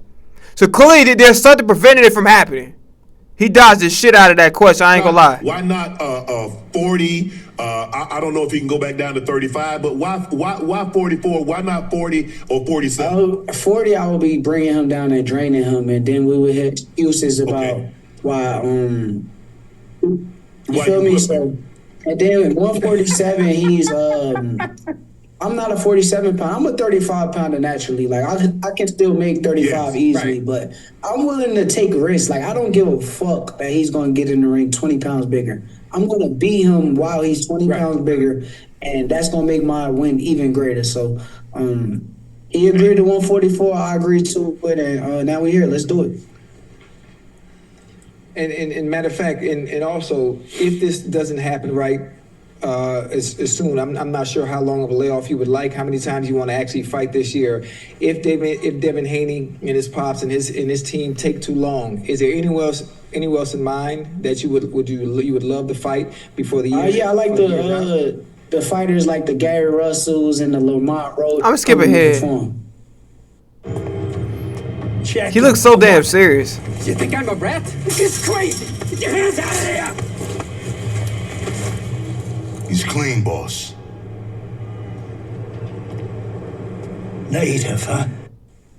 Okay. Let me ask you this. By you joining Zuffa, does it make it more difficult? Because people going to say now, well, their side is going to say, well, us is under one umbrella. All of us. I'm trying to skip ahead to like when it start to heat up. I'm not here to hold the whole conversation. They fought everybody. You guys are in an era, because like you said, but Shakur, you saying that, let me ask you a question. He is here. He made. People want to see the big ways they fought everybody. And then you had Sugar Ray and Hearns and Duran and Iran Barkley and Mark. They fought everybody. You guys are in an era, because like you said, yourself and Tank Davis and Russell and Roach and Haney, you guys should be fighting. And there's money to be made.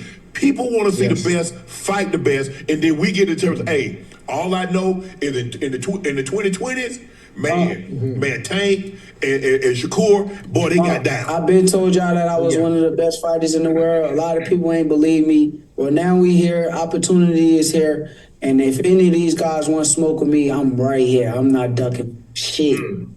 But Shakur, you saying that, let me ask you a question. If Jordan had never played and he says I'm the best basketball player, would you have believed him? He had to show you. I'm keeping it a bean. Just off the rip of this conversation, Shannon all together wrong. He basically calling this nigga delusional. He said, nigga, how fucking gonna call you something the best? You didn't fight the best. Nigga sneak this in on the low. Or Shaq or Kobe says I'm the best without showing it. You not gonna believe I agree with you. We got to see it. The writing been on the wall the whole time, and I showed it. But Shannon, I don't mean to cut him off. You can't get mad at him. He's supposed to feel like that, and his resume speaks for itself. He's still undefeated. He's boxing his way, which most people will call born. The same shit they call Mayweather, but now we say Mayweather is one of the greatest fighters of all time. Some people feel like he is the greatest.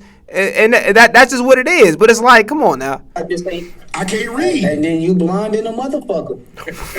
You blind in a motherfucker. It already been there. Teofimo was an example. I made an example out of him, and these guys are gonna get examples. You said you blind in a motherfucker. Well, we like to hear. We like to see that fight. Yeah. So is it possible we could get one of those? I know Ocho, you mentioned it. Is there something that we could get because you fought Teofimo in I think January? Is there possible we could get another fight, say like September? Before the year's out, I'm fighting. I fight twice a year. That's what I do. So before the year's out, any of these guys, if they ready to sign a dotted line, any one of them, I'm ready right this second. And the good thing about it is what I like about what Turkey's also done, and obviously Dana White and Zuffa Boxing, is the money's so good now that there should be no reason why the fight can't happen. So we can't. It's called prize fighting for the reason, and we have people in the game now that are paying these fighters to make these fights happen that we as fans want to see. So I'm excited. You know, brother Haney, Mr. Haney, should be no reason. You know, there's really no reason to stall. 144 it is, and I mean, let's get it on. You know, in the meantime, hey, we right now anyway. Okay. But man, you gotta go pay attention to them fights. You just, you kind of behind right now. Go watch some fights, and it'll show you everything you need to see. I'm gonna teach you. You don't know what he's looking at. I'm gonna teach you. I think the thing is that we're saying there's something getting lost in translation. I'm not saying that you're not a great fighter, that you're not a champion. I'm not saying that, but I think people won't. And you do a great job of hitting and not getting hit. But I think sometimes people want to see you put yourself in harm's way and get down. And I'm not saying, look, and that's what you have to do sometimes. The great fighters, when you step in that ring, you're going to have to fight. When you step in that ring, you're in harm's way. Step in that ring, you're in harm's way. I disagree with that. Shannon, you can't argue with this shit. He's right. When you step on the line, just because Mayweather decides he's going to box you instead of just going all out, and part of that to do with the fact that his hands got brittle when, I forgot what the condition was, but he couldn't have as much pop on his punches as back when he was younger because there was a condition with his hands that I think was hereditary. I think it might have happened with his father or some other member of his family that boxed. But you are putting your life on the line when you box. You're actively signing to get punched in the face and punched in the fucking body. Like what? No, Shannon, you're wrong. You're wrong. And it's like, in the beginning, I would be like, man, why does Shakur need to address every fucking opinion? Like whatever people think, just let them think that. It doesn't matter whether or not they have validity to it or not. Just let people think. You can't fight the world. Whatever they think, how you fight, how you think. But I ain't gonna lie to you, Shannon is wrong 100% for this shit. Like, and he's saying shit that don't even make any fucking sense. So even if I was to try to understand where Shannon was coming from, I can't. Because the fact that he said you should put himself in harm. Like, if he wanted to say, I need you to be more active. I need you to throw more punches. Right? I need you to probably go for the knockout a little bit more. That's valid. There's a way to put that into words where it's like, I get where you're coming from. If you feel like that, but him saying that you're not putting your life on the line and equating that with a style of boxing is dangerous in itself. You can die in the ring. Just saying. Now, it ain't like back in the day with them leather gloves and shit, but I'm just saying, like. You never put on the boxing gloves in your life. Okay, go ahead. If you put on the boxing gloves before, you'll understand that when you step in that motherfucking square circle, you're in harm's way. And when you go watch my last fight, since you saying I don't put myself in harm's way, who was backing up, me or T.O.? Oh, you backed him up. Who was backing up? You backed him up. So how wasn't I in harm's way? Hey, you said you was gonna do that too. Shannon, you gotta bow down on this one. What did Jacquees say when he remixed the Beyonce song? He said, "Bow down, nigga." You gotta bow down on this one, so I ain't gonna lie to you. How wasn't I in harm's way?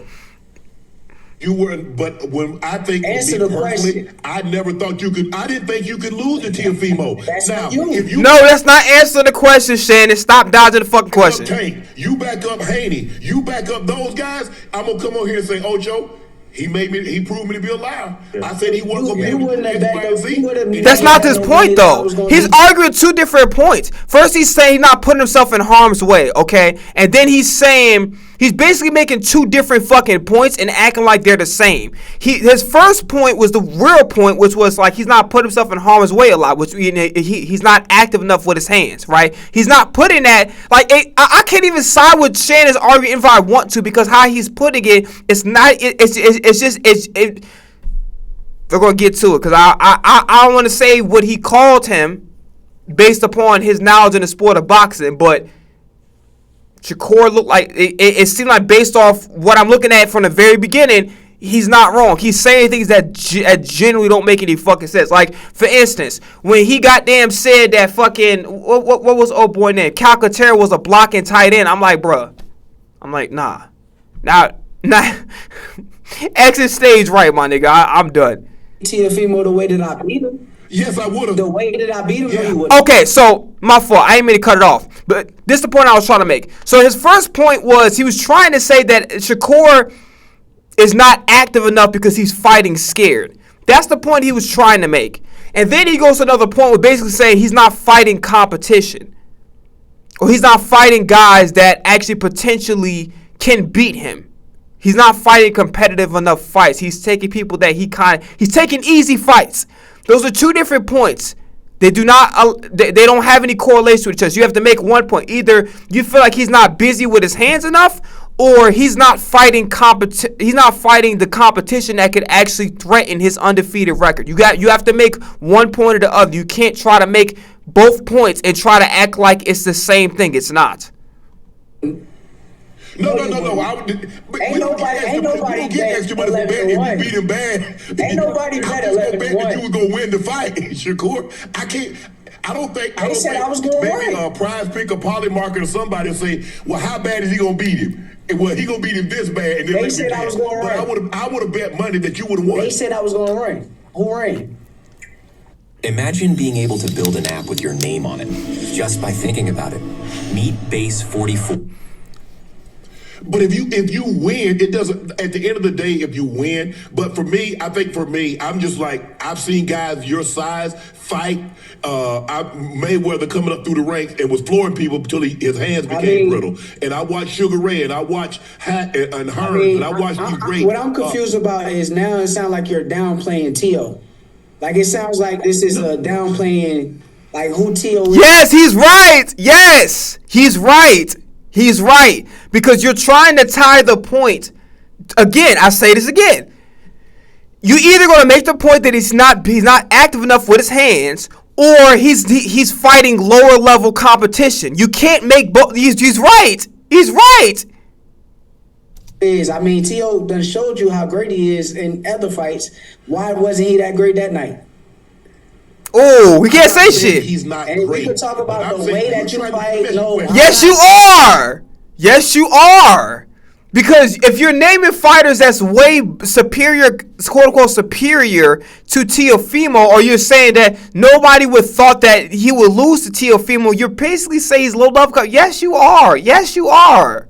Into hitting and being hit. If that's what you're asking me, I won't do that. I will hit and don't hit. Are you trying to be when they talk about lightweights and super lightweights and junior welterweights, are you trying to be in that Sugar I'm not Ray, comparing myself to none of these dudes. I'm trying to be the first Shakur Stevenson. You going at the end of my career? I don't believe they'll rank you like that. My man, you asked him a question. Let Shakur answer the goddamn question. Shannon, you look bad, man. You look bad. I be trying to defend you because I think niggas be getting on you because they're jealous because you had bigger moments than they ever did, and they're jealous because they want your success. But I'm keeping it a bean. You look bad here.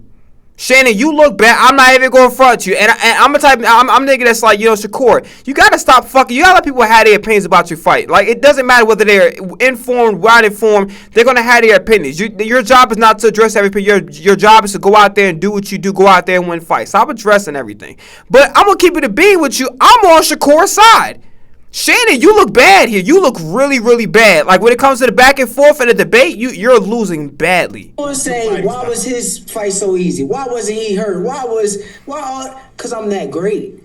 That's what you want to say. We're not saying that you're not great, Shakur, but I don't believe, and this is my opinion. Joe has his opinion. Ocho believes you hung the moon. I don't believe that you're going to get the credit you deserve without knocking people out. That's why you never boxed before. That's not boxing. That's how I know you never boxed before. Floyd Mayweather, you could talk about Floyd Mayweather. You can say the guys that he knocked out, but in the Ocho, I'll fuck with you. Please let Shakur talk. I fuck like no disrespect. You gotta let Shakur talk. Come on, man. Sterling in his prime, he wasn't just knocking guys out. This is not true. No, because his hands got brittle. Exactly. I got hand problems too. What's the difference? Well, I didn't know that. My bad. Everybody know that. That's why you ain't been doing your homework. You gotta do your homework. Hey, but hold on. I mean, listen, I love boxing, Joe. I'm sure you watch it. You watch it as well. But boxing is more than just knockouts. Now, knockouts, being able to have it is really good. Like being a slugger in baseball and hitting home runs. The fans love it. But most of the time, when it comes to some of the greats, that's not all boxing is. They call it the street science. Oh, you're just not in tune, man. You're just not in tune. You got to get in tune. Go do some homework. You ain't do your homework. You got F's on your homework, man. You got all F's. I grew up in, but you can't say just because I don't like your style that I don't know boxing. I grew up in an era where Sugar Ray was knocking people out. You just told me that I don't put myself in harm's way by getting in the ring.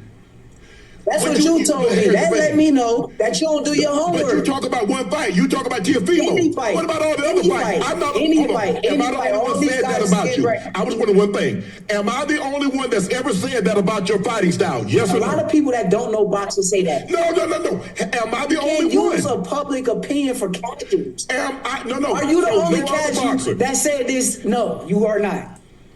Are you the only casual that said this? No, you are not. Let me ask you a question. So no other fighter has said that about your fighting style, that they're not happy with your fighting style. Fighters praise my fighting style. You know what I mean? Fighters wish they could fight like me. I know they praise. Can I talk? Can I talk? You know how many people go home with Bro, just a simple fact. Read. You can't see it, obviously. Read the fucking emotions.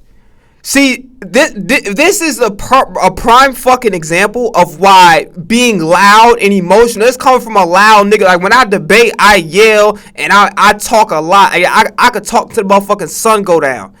But I'm gonna keep it a bean with you. Off the emotion. If I'm just reading the emotion, I'm not hearing nothing they saying. Shakur is winning this battle. Look how calm Shakur is. He laughing like this shit is a joke.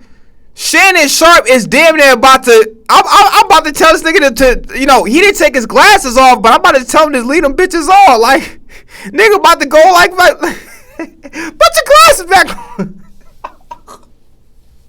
Leave them bitches on. Real shit though. Like, Uncle's dead there. Like, Shannon about to damn near fucking about to blow a gasket.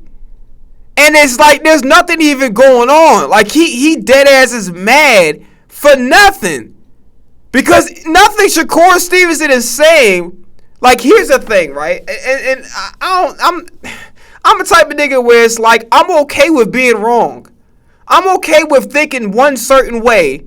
And then I'm gonna argue that way. And if somebody presents a good counter argument that actually makes sense, that debunks what I believe, I'm going to eventually just cave in and say it's not going to be for everything, but if it's reasonable about a reasonable amount of evidence that debunks what my theory is, and we got the truth versus my opinion, I'm going to fall back and say, you know what, you're right, I was wrong. It's not like it's just like, oh yeah, you're just a shit, you believe it. No, it's just like, yo, if I have a theory about something and somebody says respectfully your theory is wrong because X, Y, and Z, and I have experience in that field, so I'm letting you know what it is. I'm not going to, I can't, eventually I'm going to have to cave into what they say, not because I'm a bitch or less of a man. It's just about like, yo, we having an argument, right? If I strongly believe, if it's just all opinions, right, that's different. But if it's like you're teaching me shit and it's like I have a theory about whatever, and you say like, no, like for example, let's just say I think just for shits and giggles, it's not really real. Let's say I think Jalen Hurts is ass, okay? And then I say Jalen Hurts is ass because of all the reasons that these stupid motherfuckers say, right? And then somebody that knows football says, you know what, you're wrong because I'm gonna show you the film, right? So they're running this particular play against this coverage. This is what the quarterback's first read is, right? And then based upon that, I have to fall back because this is an expert giving me facts that's going to debunk my opinion. So it's not about me being a bitch or a coward or like a pussy. It's more or less of like, yo, this person got more experience than me. I have to fall back because he's presenting me with facts. Gotta go to the doctor. Gotta go get their brain checked out. Gotta go. They wish they could do what I do. They pray like, I wish I had them skills. If I had them skills, they will go home to their family safely. You know, people don't go to their family safely, huh? So no boxer, no guy that's ever fought has said anything that I've said about your fighting style. You asking a subjective question. I can't tell you. I'm telling you that you sound like a cat. It's subjective. Why are you getting so upset with me? with It's you. my opinion. Nigga, he's not getting upset. You're getting upset. We debating. We having a good debate. I called you off 100 times. Yo, you remember that goddamn meme with a mask and a nigga crying behind it? That shit is sharp right now. Like if you when Shakur be like, yo, we having a debate and Shannon Sharp like, yeah, we having a debate, we having a fucking debate. You damn right we having a fucking debate. We having a good motherfucking debate. Oh, we having a fucking good debate. Damn this shit. Man, this shit hit like some good pussy. Yeah. Pause. You know what I'm saying? I was a bunch of men in the room, but goddamn, this shit hit. Ooh. Like, what the fuck? Like, I look at you like your right? So I got respect for you. I got respect for you. But I don't got respect for you. You could have streamed with bullshit, but you get your ass blocked talking that shit. Do your homework and stop getting apps. Now we gotta go help people customize and save Hey. Liberty Mutual. I ain't gonna lie to Where's you. the golf cart? If anything bad I ever said about Shakur, I apologize. Because this is a fucking this is belt to ass. And a verbal, this is belt to ass, nigga. This is belt to ass. This is like fucking Journey Smollett putting the debate team on her fucking back in a great debate. This is a master belt to ass. This is better than any fucking blowout loss that Shannon Sharp ever experienced in his NFL playing career, nigga. This is, man, I'm telling you. This is belt to ass. Abs. You say you getting abs. You gotta have all your homework, man. You said, okay, it's hard for me to believe all the fighters that I can remember that people put a place up high were entertaining. Mm-hmm. They put they had and I'm not saying that you got to put yourself I'm where you very get knocked out. entertaining to some fans that enjoy the sport of boxing. I'm very entertaining. Hey, Ocho, am I entertaining? Yeah. Hold on. Yeah, you gotta pull. You gotta be able to. Oh, dude, that was the most half-ass fucking agreeance. It was like, yeah. No, the fuck he not. No, that nigga with my fucking electric blanket ready to go to sleep out this bitch. I woke up at 4 a.m. in the morning, nigga. It's time. Fuck this fight. That was the most half-ass response. Like, come on, man. The non-boxing fan in Shakur. You get those. You already got those guys. You already got the boxing. Bro, like, Shannon Sharp's goddamn, what's the name, makes no sense. Because his argument, why the fuck would he have to appease non-boxing fans? That's like the NFL appealing to motherfuckers who don't watch football. Isn't that bad marketing? That doesn't even make any fucking sense. Like, come on, dog. I'm fighting for millions of dollars, man. I don't have to do nothing but go in there and do my job. Okay, well, you do Appreciate you, man. That's what I love doing. My job, man. Thank you. Hey, can we talk about something more important? Yeah. Uncle Joe? When the fuck me and you? are? You been ducking me for You heard years, me. I'm man. You talking gotta to stop ducking me. Hey, Uncle, you in Vegas, right? You in Vegas? When I'm in Vegas right now. I'm in Vegas right now. You were supposed to. First of all, you and Joe were supposed to be out here this week because Conor McGregor fight on Saturday. And I'm gonna be at the fight. And I'm gonna be at the fight. Hey, I think Unc should get in the ring. Man, I'm going one of this.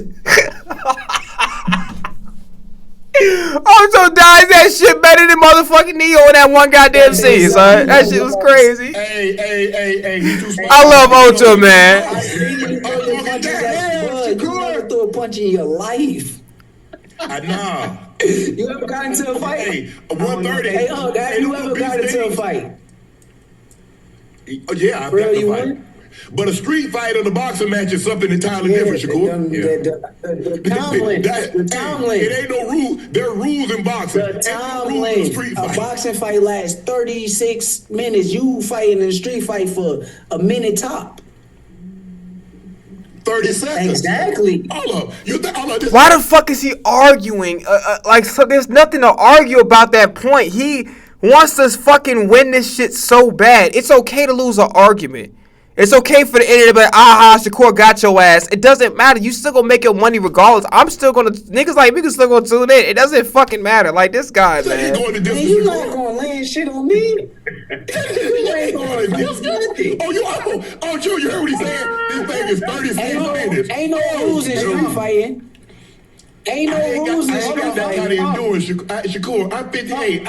I got kids over there. Ain't no rules in street fighting. I'm gonna tell you now. Ain't no rules in street. First, Shannon was talking all that shit. Then he was like, he said, yo, come on, Shakur. I got kids. I got lots of kids. You know, I got my own kids. I got kids in the Boys and Girls Club. I got kids. Come on, don't do me like that. You know, you know, if you get me in the ring with Skip, yeah, for sure. I definitely beat the brakes off his ass. But you, Shakur, no, I got kids. I got people that depend on me. Come on now, don't let me start calling you Stephen A. Now I'm gonna start calling you Steve because both of y'all got the same first letter in y'all name. You know what I mean? So I'm 58. I got bad hips. I can't do that. You know, I played a very physical area. Okay, so we can't be fighting like that. We gotta be peacemakers. We too old to be fighting. That's why I carry that 9 on me. Okay, I'm not Drew Brees, but I do carry that 9 on me. I'm just saying.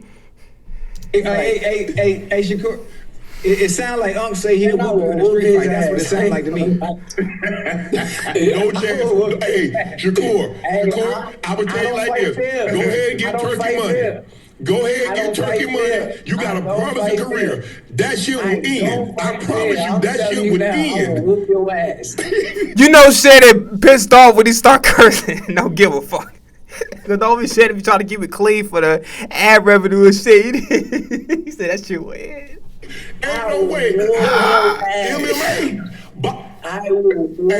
Hey, that's how you know, motherfucker Kate. When them niggas start automatically mentioning grappling, that's how you know they about to get their ass beat. But you know what? You a good striker. That's 100%. But MMA, when I wrestle you and I goddamn give you a goddamn noogie, yeah. You really gonna be calling me up now? Yeah. I'm gonna do your ass like how I did, like how I should have did Skip. Yeah. Keep playing with me. Your ass up like a lawn chair. I guarantee you won't. Them knees. You think I ain't? What them knees? How them knees feel?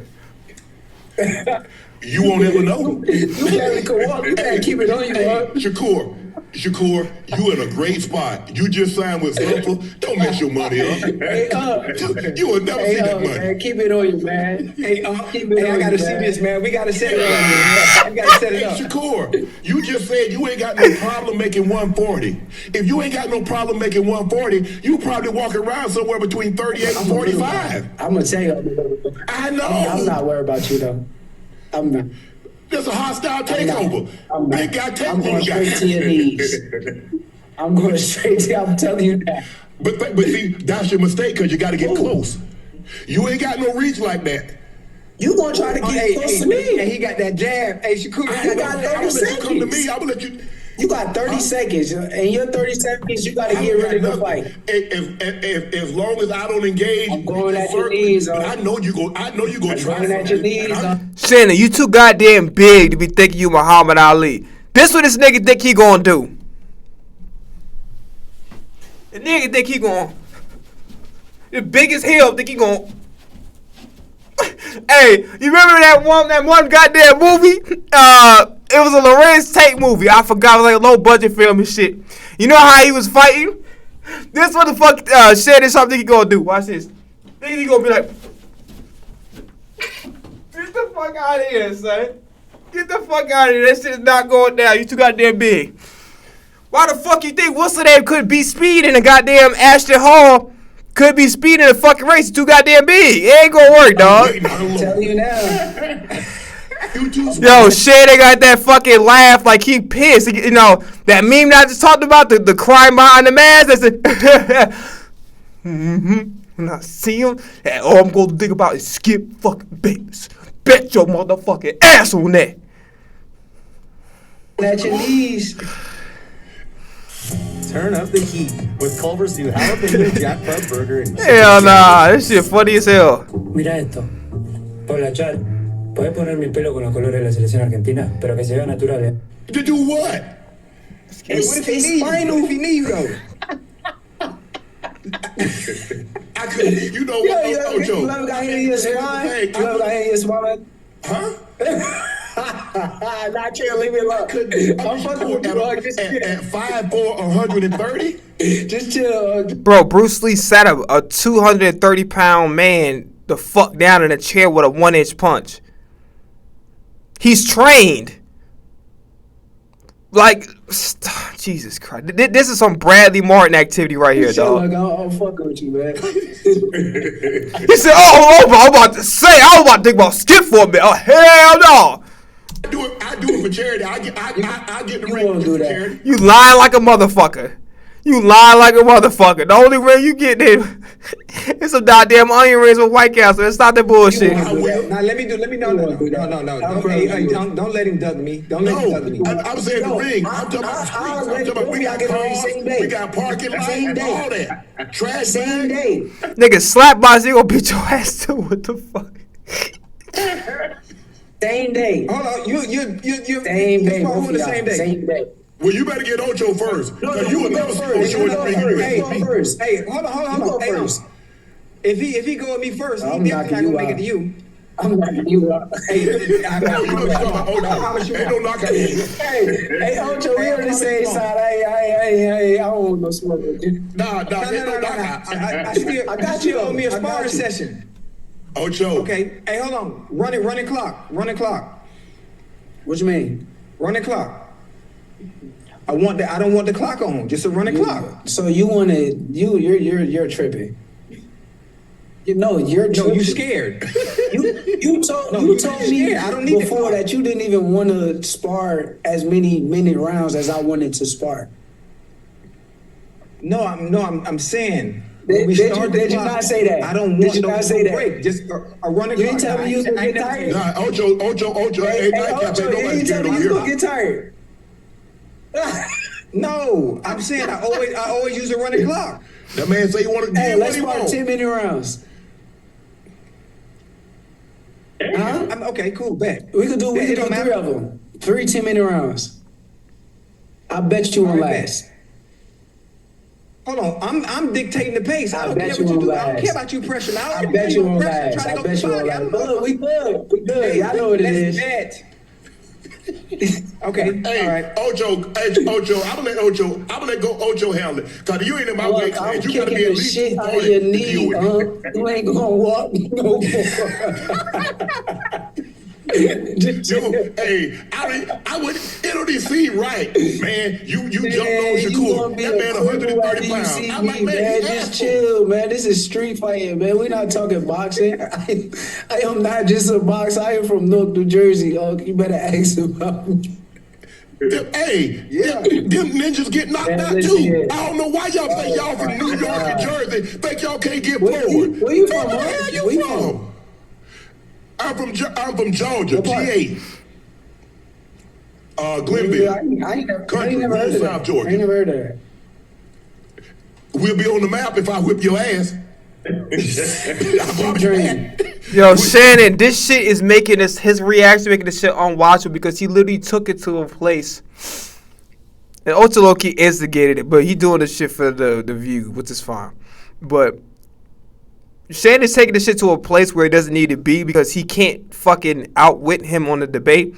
So he's taking this shit. Number one, respectfully, Shakur Stevenson is a fucking elite. He not only is he a boxer, he's an elite fighter at that. Terrence Crawford had to show you how to fucking stand, so you won't be all the way open. Shannon, you respectfully, you lift a lot of weights. You in better shape than fucking me and most people in their 20s. It ain't gonna work in your favor than what you think it's gonna be. I'm keeping it a bean. Your size don't mean shit. We got two in this scenario. But I'll be the one that whipped you your first Keep dreaming, man. You're gonna need more than those steroids, man. There ain't no steroids here, bro. Don't shortchange me. Don't shortchange my hard work. You see, hey Joe, you see what he trying to do, Joe? Yeah. He trying to shortchange my work. Let his ass come to be proud of. Oh, I'm stupid. He kept the beer. I was looking at something else. Yeah, it feel like steroids. steroid, EPO, growth hormone. Hey, all I'm that. fucking with y'all, man. I'm fucking with y'all, man. I'm just playing, man. Y'all good, man. You said, "Oh, I was about to say, damn, I had skipped my memory. Now he gone because I've been FS1. I even went over there to go goddamn take a picture. You know what I mean? I haven't heard it skip since I don't own the CD player no more. So shit. I'm glad that's over with. Do your homework, man. Hey, you going to the fight? You going to I'll be there. I'll be there. All right, I'm gonna go. I'm Can't gonna go wait to the to fight. see. Hey, you got one for me? I'm pull up. I call the guy tomorrow. I can't wait to see one. I hit you up, Joe. Hey, y'all do a face off for y'all. I might hit his knees before the face off. First of all, I ain't bringing no step stool. How we gonna do a face off? That man be looking at my belly button. That was me. Come on, That was me. come on, oh Joe. Hold on. That was me. Hey, man, hey. You know what? Hey, I'm gonna let hey. Ocho. I done got too old to tussle. Ocho, go spar this man, give him one round for I 10 got it. minutes, lump him up, and that I we got gonna him. we gonna as a matter of fact, we gonna have the You crew there. would- We gonna you film the wouldn't whole bet no thing. money on that. Yeah. I got my money on You wouldn't bet no money on that. I put my money on Ocho. Damn, Joe. Yeah, I got it. Yeah, I know Ocho. I know.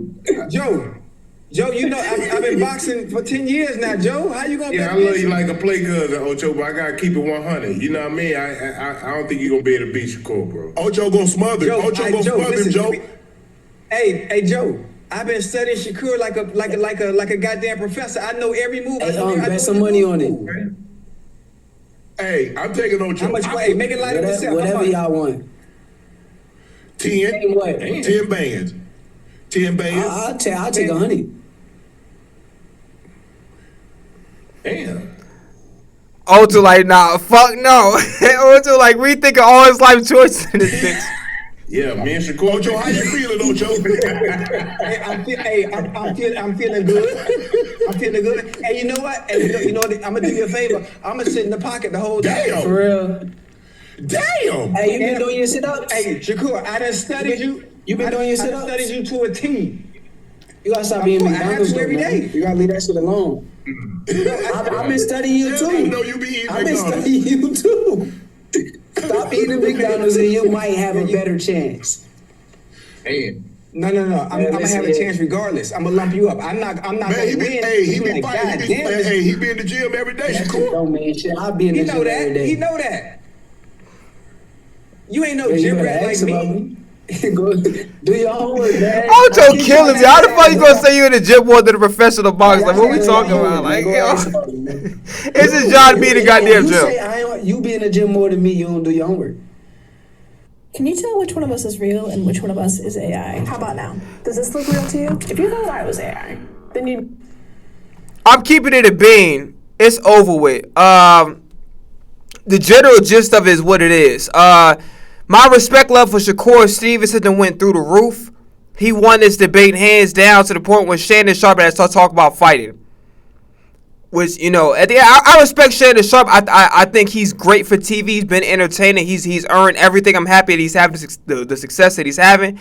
But I'm not going to lie to you. This shit right here, this was a low light. This is like Giannis at the free throw line airball. Like, what the fuck? We did not expect this shit. Where did this come from? Where's the monsters that goddamn took his ability and shit? We did not see this come. But I respect Shannon. But at the end of the day, he was... Not only was he all the way wrong, he lost this shit badly. I mean, if a nigga say that Shannon was right or won this debate, you need to be drug tested fucking immediately, nigga. You need to have a CT. You need to be arrested at your own fucking house. Take it the back of a squad car, drive your ass to a clinic, wherever they have a fucking CT or MRI machine, and do a fucking X-ray scan on your fucking brain. Because Shakur Steve, this is a master class. Okay, that is it. All right, that is it. That is all. That's it. So it is what it is with that. I'm gonna end this stream. Tomorrow we're back on piano, and then whatever the hell else we're gonna do, that's what it is. All right, so I'm out of here. Peace.